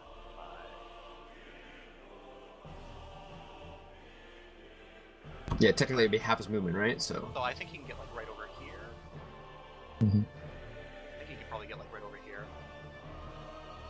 Alright. I mean, what is that? That would count as like a willing grapple. Yeah. Okay.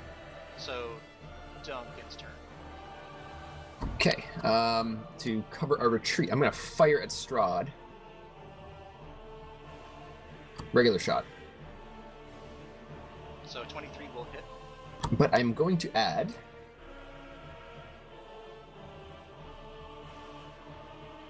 my maneuvering attack to it, and I'm going to put that on my good buddy Maoh'tann there. Ooh, what's this do? So you can move Maoh'tann into a more advantageous position. Yeah, he's just going to move up to half his movement speed away without provoking attack of opportunity, so we can get the hell out of here. Nice. Cool. And you do 12 piercing damage to Strahd. You see it kind of sink into his side again. You almost notice, like, he's more infuriated with the fact that Maoh'tann's moving away just out of his grasp than the actual damage of the weapon. But you did do a bit of damage to him there. I've already used my reaction. And I Oh, have will... you? Yes. Oh, Yes, really? Yeah, because I used that to. Yeah, you did use your action. Alright, then can I designate another target for that? Yeah. Okay, I'll just put it on Ireena, I guess. Okay. So she Good will choice. move in front of Rocky. Right There you here. go. Yeah, up to half her movement, so she can make it a little further even. Yeah, I'm gonna assume that she's running up here. Alright. And second attack, I'm gonna fire at him again.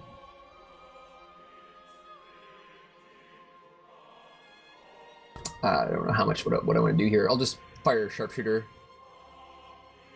Okay. and I'm gonna put precision attack on that. Okay. Give me 1 second. So add 8 to that. Alright, that will definitely hit. So doing 19, and then I'm going to. Okay, so with this one, you could like kind of see that this like strikes in, hits him like in a really sensitive spot. It goes like right through his throat, even as he just looks down and sees this arrow protruding through. I'll just do maneuvering attack again, and I'll put it on Rocky this time to get him out too. To buy them both get them both some space. Okay, so you put it on Rocky. Yeah. All right, Rocky, you'll start moving forward too. And then with the remainder of my turn, I will move the hell out of there. 5, 10, 15, 20, 25. Okay, at the end of your Oh, turn. 30. Okay, at the end of your turn, Strahd, looking a little infuriated, is going to make another attack against Maoh'tann. With disadvantage. Yeah, I think with this, he's going to use He's going to use 2 points here, spend it, and do a sword attack with disadvantage. That is an 18. That still hits. Okay. Do you want to like describe like why you're like disadvantaged? How does Each it time, look? each time he tries to hit me, I kind of like almost like I picture almost like Dragon Ball Z, Dragon Ball style, where like they kind of like he shimmers a little bit, and there's like a little echo of like where he technically like a little bit off to his side, and like there's like just a little echo of like different echoes of him all in one spot, and then they kind of form back together. So as you make this little shift, there's like almost like every time someone tries to attack Maoh'tann, every time Strahd tries to attack Maoh'tann, there's like an image of like 2 Maoh'tanns, but Strahd manages to connect with the real one. He does a total of 8 slashing, as well as 13 negative energy damage to you. And I need you to make a Constitution saving throw. Okay.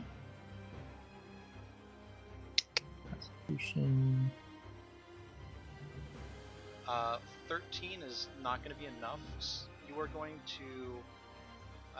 1 second. Your Constitution score goes down by 1, Maoh'tann. My Constitution? Yeah, Constitution score goes down by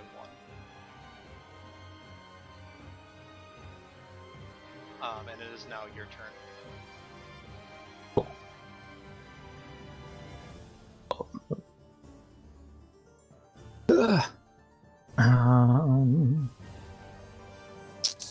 I'm gonna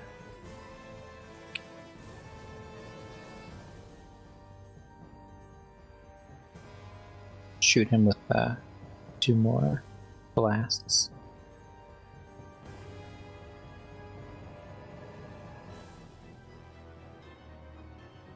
Will hit. And that's a nat 20 on the other one. So you see these blasts just kind of go forward once again. You center yourself and shoot the blast, hitting him. Yeah, the first one's kind of like the normal type, and then the second one I kind of Kamiyama style shoot him with that one. Yeah, the first one just kind of like pings into his shoulders, leaving a little bit of searing pain. Yeah, the because second one just kind of blasts him right in the center of the stomach, just kind of like going through. You can see there's like a charred, like blackened hole as he looks down and looks back at you, Rocky. Or sorry, Maoh'tann.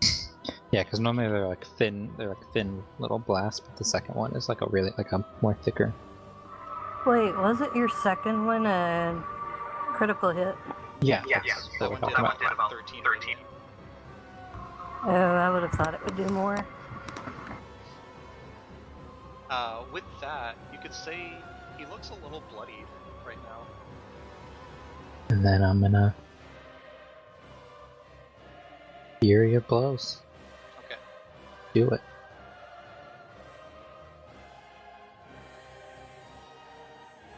Boop. 20 will hit.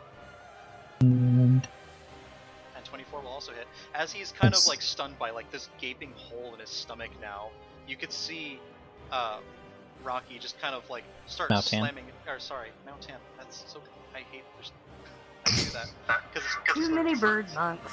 So you see Maoh'tann just start pummeling away at Strahd after I'm gonna, Strahd's like- just looking down in disbelief at this hole in his stomach. I'm gonna like spin kick him with my 2 talons on my feet. Yeah, you see his Just- fists kind of connecting, and then all of a sudden Rocky just does this spin, and this talons kind of slash at Strahd's face once more. He's gonna take another total 20 damage altogether from his unarmed strike. And this is still the same round, right? No, this is a new round. Yeah, this is a new round. And I will stay here. Okay. It is currently the Shadow's turn. So protection from good and evil, Telwyn, is that ended since you attacked? Because I don't think we ever had. That's a concentration, I believe. I don't think we ever had you make. It is concentration, yes.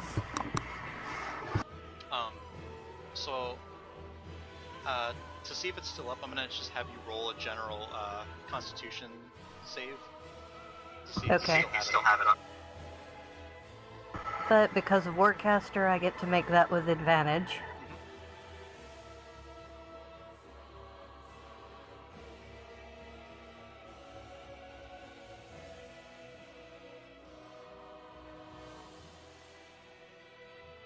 Okay, that's gonna be 20. So I'm gonna say you still have it up. The Shadow's gonna attack you. It has disadvantage. So I'm just gonna roll that twice since I don't have this set for disadvantage for some reason. Oh, it's already at disadvantage. Okay, that's a 13, so that's not gonna hit. And then it's the bat's turn after that. Oh wait, no, they're dead. Alright, so top of the round, it's Telwyn's turn. Did Osmond get to go? I thought he did. Did he not? Why is he not I on the think- initiative anymore? Osmond should be after, before the Shadow, actually. He has a 4. Yeah, Osmond had like a 12 or something like that, didn't he? I think it's Oh, yeah, just yeah, yeah, Telwyn, Maoh'tann, and Strahd now. Yeah, Osmond. No? Remember, he used his. That was when he was getting off the couch and leaving, remember? Oh, I thought that was Yeah. a different. No, because that was the same round as all those opportunity attacks. But Osmond said it's time to go. I remember that. That was Right, that Osmond was last left. round. That was He last brought- round. no, This is he brought this round. He brought Rocky back and then went over here, and then Duncan started doing all those. After Rocky started moving and getting Ireena out, Duncan Right. started getting all those, and they started moving over here. Then it was your turn, Shadow, Bats, and now it's back up again. Okay, maybe I'm mixing things up then. Okay, never mind. Okay, so Telwyn, it is your turn. Yeah. Okay. So let's do another magic missile. This one's going to be 3rd level. Okay.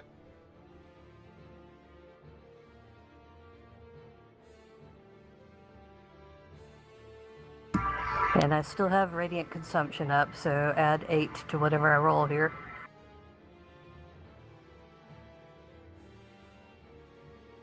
So 23 total. Okay. So you see the missiles streak forward and hitting Strahd one after the other. You see them blasting more chunks into him as his flesh is kind of searing away.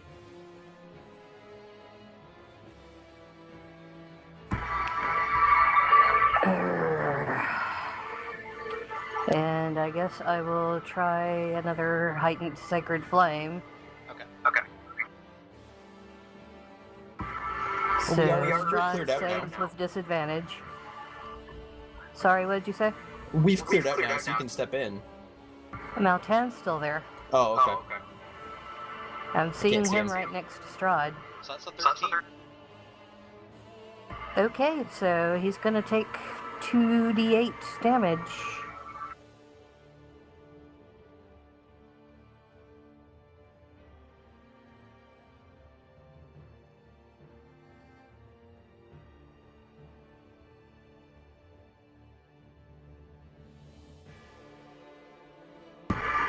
Whopping 4 radiant. Alright. you see once more the flames. He doesn't get out of the way in time. He's still clutching his side in pain, his chest, his stomach. He can't get like a hold on himself as he's in like searing pain right now as another wave of fire like licks over him. Radiant fire just starts licking at him.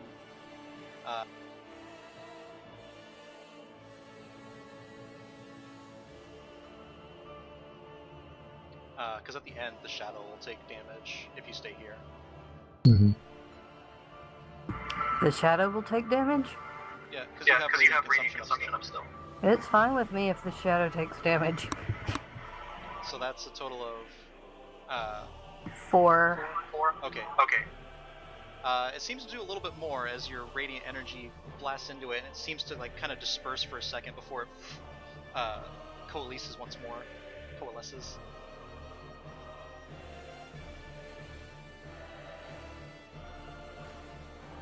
Alright. At the top of the... after your turn, you see Strahd look around, kind of in a rage as he sees Ireena leaving. You see him kind of give a huff, and you see the walls and the floor start to warp a little bit. They become almost kind of semi-translucent for bits and pieces of a time. Like, for a second you could swear you can almost see through parts of the wall and the floor. And as it goes to Ireena, she's gonna keep running out through here. And as it gets to Strahd's turn, he's going to look around once more, and he goes, "This isn't over. I will get her back." And you see him kind of start sinking Over my dead body. You see him start to sink through the floor and just kind of like melt through it.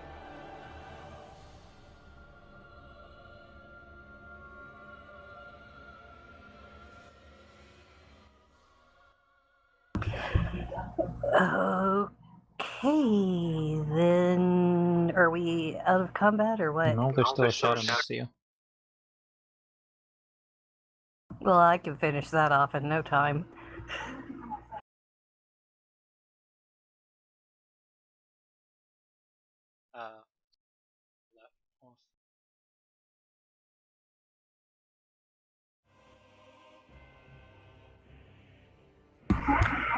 If I remember correctly, shadows have vulnerability to radiant, so I could literally just stand here and kill it. So Osmond, is he just barreling out through too? Yeah, he'll do another healing word on Maoh'tann before he Okay. How much? goes out. That's a great question. Do it at 3rd level again. Okay, 6 points back to Maoh'tann as Osmond just kind of strums a little bit on his banjo, sending positive vibes toward Maoh'tann. And then he'll tip his hat and... 10...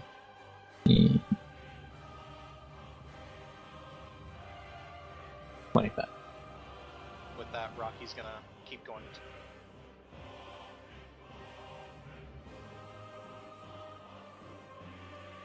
Duncan, Yes. your turn. Okay, we're just gonna keep on running. Okay. Follow me. We're just going back around in Maoh'tann. circles. I'm gonna look over the shadow. I'll now shoot it. Okay. With a blast. Ooh, that's not gonna... No, 11 doesn't hit. I know you know the stats of Yeah. shadows too well. That one will hit. That one will hit. That's actually gonna be enough to finish it. Yeah. How would you like to do it? So the first one, I'm gonna like shoot it at it, and that will just kind of just barely overshoot it above the head. And the second one, I'm gonna close my eyes, take a deep breath, then bring my arm around, and it'll, in like a circle, there'll be like a little light blue energy that starts to like ring around, and then just will, and just a little ball of light blue energy just kind of shoot out and go through one end of its shadowy form and out the other, and it kind of starts to envelop it in like this light blue energy until it kind of dissipates in a almost beautiful fashion. Alright, so you see Maoh'tann build up this energy once more, and it starts building into this ball of blue energy. He shoots it out, it strikes into the shadow. You see it kind of start small and then grow in size. As it starts to envelop the shadow, you see it reach out its arm as it tries to escape from this energy that's enveloping it, and it just gets kind of pulled in, kind of like a gravity well almost, and it just kind of crumples in on itself, just kind of gets crushed by the radiant energy, just suffusing its body. And all of a sudden, the room is bathed in this bluish yellow glow, like this radiant, warm feeling throughout the room. And the castle quiets down. I'm so disappointed. I never did use Favored by the Gods. I wanted to hit Strahd with the flail so bad.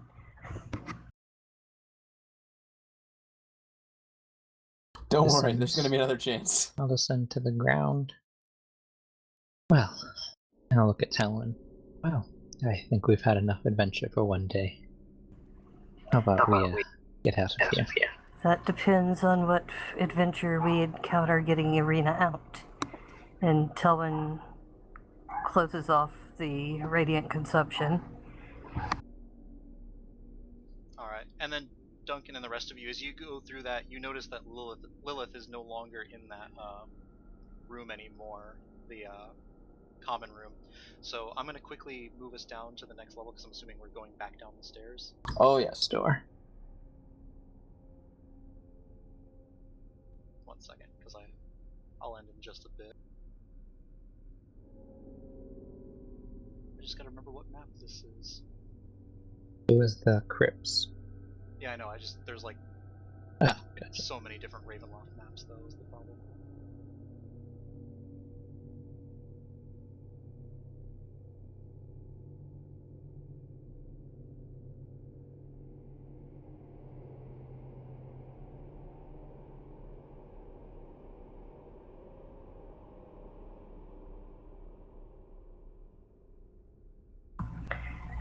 By the way, Maoh'tann, how are you feeling?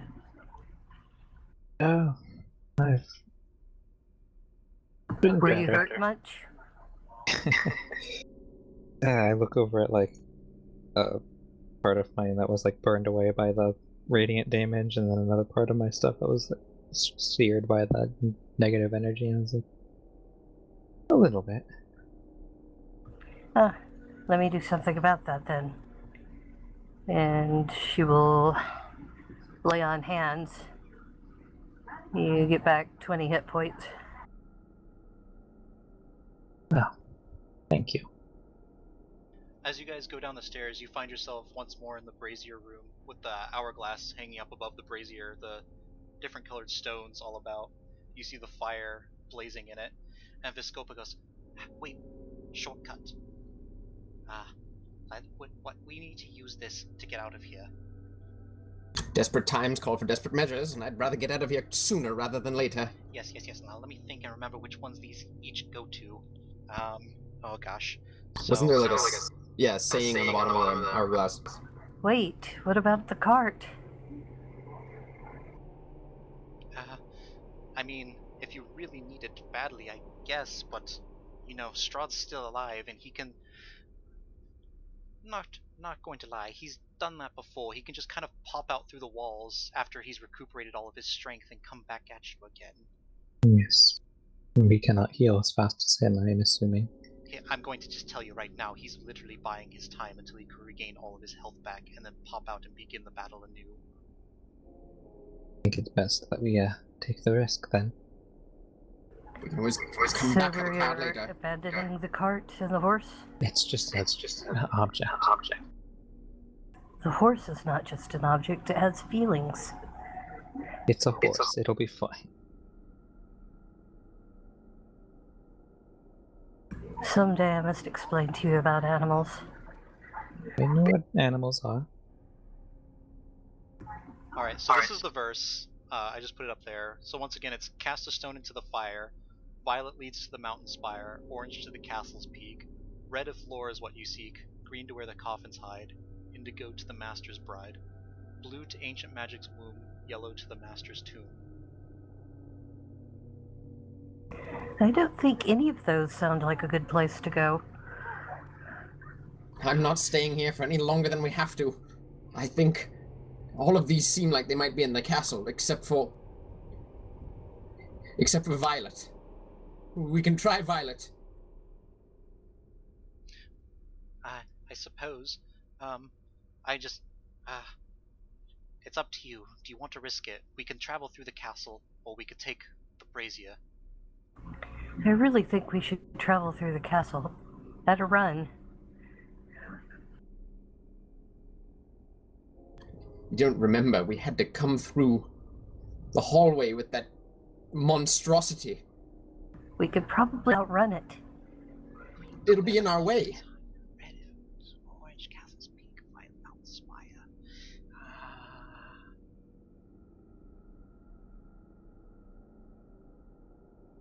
Well.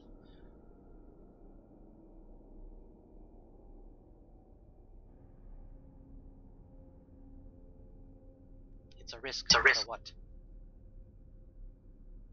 Let's just run. If Ireena's safety is of some concern in this, I do have a way of getting her out of here, I believe, without risking her. Good. Let's do it. Patrick. Uh-huh. Well, 500 feet is a lot of feet. Do you think a dimension door would get us to the gates? Yeah. I was that'd be thinking enough. probably would be enough, is as far as it would be. Yeah, that'd be plenty. Maybe a little bit right in front of the gates or something like that. How many times can you do it? He can do it twice. Okay. Yeah. Alright, well he can get, and he can only take one person, right? Yes. Alright. Get her out and the rest of us can make a run for the cart. Very good. Alright, ma'am. If you just hold tight. And he's gonna have Ireena put a hand on him or on his shoulder. I'll see you on the other side. And then just do a little and they'll just kind of whoop, apparate, disapparate from Harry Potter movie. Okay. They kind of whoosh, and then he'll go to that front of the gate and start to get out. Listen to me, I am not going back through that chamber of horrors again. We should take this chance. We don't have Ireena to risk anymore. This is just us. I agree. We didn't tell him to take her to the cart and ride for safety, though. He'll wait for us, probably. Oh, come on now, he's a smart bird. Duncan, let's just run. If it comes to it, I'll guard your retreat. As you guys are talking, you feel a rumbling in the castle. You feel a shifting. You feel like the castle is moving all around you. Just you hear grinding of stone, and just the sifting of dust coming from the tops of the ceiling. Wait, this could be our chance. We could get out. How? Tell us. Well, at this point in time, the stairways have shifted. If we were to take, yes, this one, and he points at the leftmost doorway. If we go through here, we could take the stairs up, and this should lead us where we need to go. This could lead out. Then let's do it.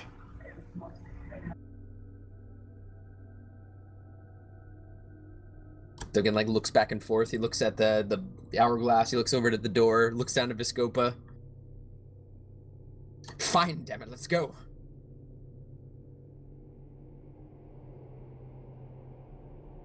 Alright, so opening up the door, you see a stairway leading upwards, and then behind you, you can hear kind of a ragged voice. Oh, where do you think you're going? And you could see Strahd just kind of phase through the wall into the room with you guys. How's he look? leaving so soon. He looks better. It seems like the burns have healed on him now, and he seems to have more of his vigor back again. The hole in his stomach is completely gone now, and like all the burns from the radiant energy has been cleansed off of him. He's breathing a little bit heavy, but it looks like he's pretty much back up again, ready to go. It's up to you. What are you guys doing? Duncan is going to, like, where is he? Like, positionally? Because I'm down in the chamber down here. Sorry. He is... I need to get his token. Where am I? There I am. Where is... He just pops out through over here, just going through the wall. He kind of like goes through, kind of like Kitty Pryde style, just phases right through. So Duncan's gonna step kind of towards him, and he'll just like look at him defiantly. She's gone. She's long gone by now. I suppose then I'll just have to take my anger out on you. And you see him starting to ready what looks like a fireball. With a sleight of hand, I would like to, like, secretly pick up the violet stone that's right in front of Duncan here. Okay.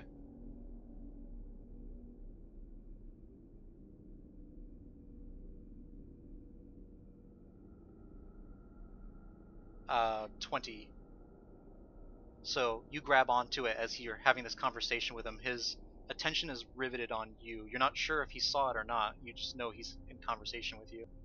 And like, was there like a clear message on how to activate this thing? Do we just put the diamond into the flame? Like, how does this thing work? What Viscopa said is you throw the stone in and you just step through and it should teleport you somewhere. Which one did you take? Violet. Okay. No, I'm gonna put up both my hands. So To he's on the south. You guys are on the north side of this brazier here in the center. Yep. He's on the south side of that brazier. This doorway on the left, I've opened up too. Viscopa said if you go up through that way, you should be able to leave as well. So it's up to you if you want to go through there or go through the brazier. yeah, I'm not trying to stop Duncan. He can do what he wants. I'm Yeah. putting my hands up towards that Strahd. Now hold on, there's no need for any of this, really. You see the flame just kind of growing bigger. I'm gonna have you roll a persuasion check with disadvantage because he's kind of enraged right now. Yeah. I don't have anything better to say right now. Persuasion. Gross. That's a 4. So you see he hefts up the fireball as if he's about to throw it to you guys. What are you doing? I'm gonna tell you it's a split-second decision right here. Duncan is throwing that violet stone into the fire and diving through, and Okay. taking Rocky with him because he's not leaving his friend behind. So you throw the violet stone through, right, Violet? Violet. Okay, you throw it through. You see the flames change from white to violet, matching the stone's color. Shit. You and Rocky just jump in through it. No fiery sensation at all, no heat whatsoever. It actually feels cold, colder than you've ever felt anything. It's like you're plunging into ice right now. And you manage to jump through and disappear. What's everybody else doing? Because Telwyn and Maoh'tann, you're still in here. Well, it's too late for us to go that way, isn't it? That's still burning indigo. It's up to you. Do you want to go through as well? Yeah. Okay. Yeah, So let's you go. You jump through indigo flame. Once again, you feel this icy sensation, and all around you.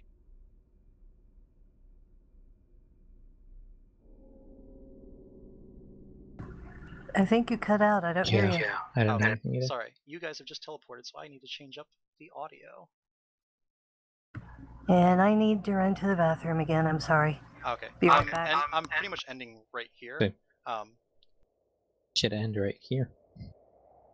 We just don't know where we're going. So, all around you, you could just feel cold hitting you, assailing you. You look around and you just see snow everywhere falling all around. just this heavy wind and ice and snow just buffeting you all over the place. I actually have a picture of where you're at too.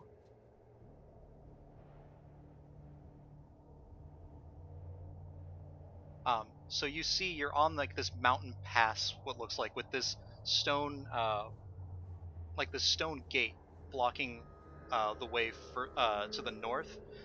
To the south, it looks like it's this pass that winds down, going down. It looks like you're basically on like, kind of like this weird, snowy hilltop scape, kind of like you're up on the pass from like the first Lord of the Rings movie, and just completely surrounded by this buffeting winds all around you. No Strahd from what you could see, but Until he also casts a violet stone. Yeah. We'll see what we can do there, though. alright, and that's where I'll go ahead and end. I don't think we're in Strahd's castle anymore.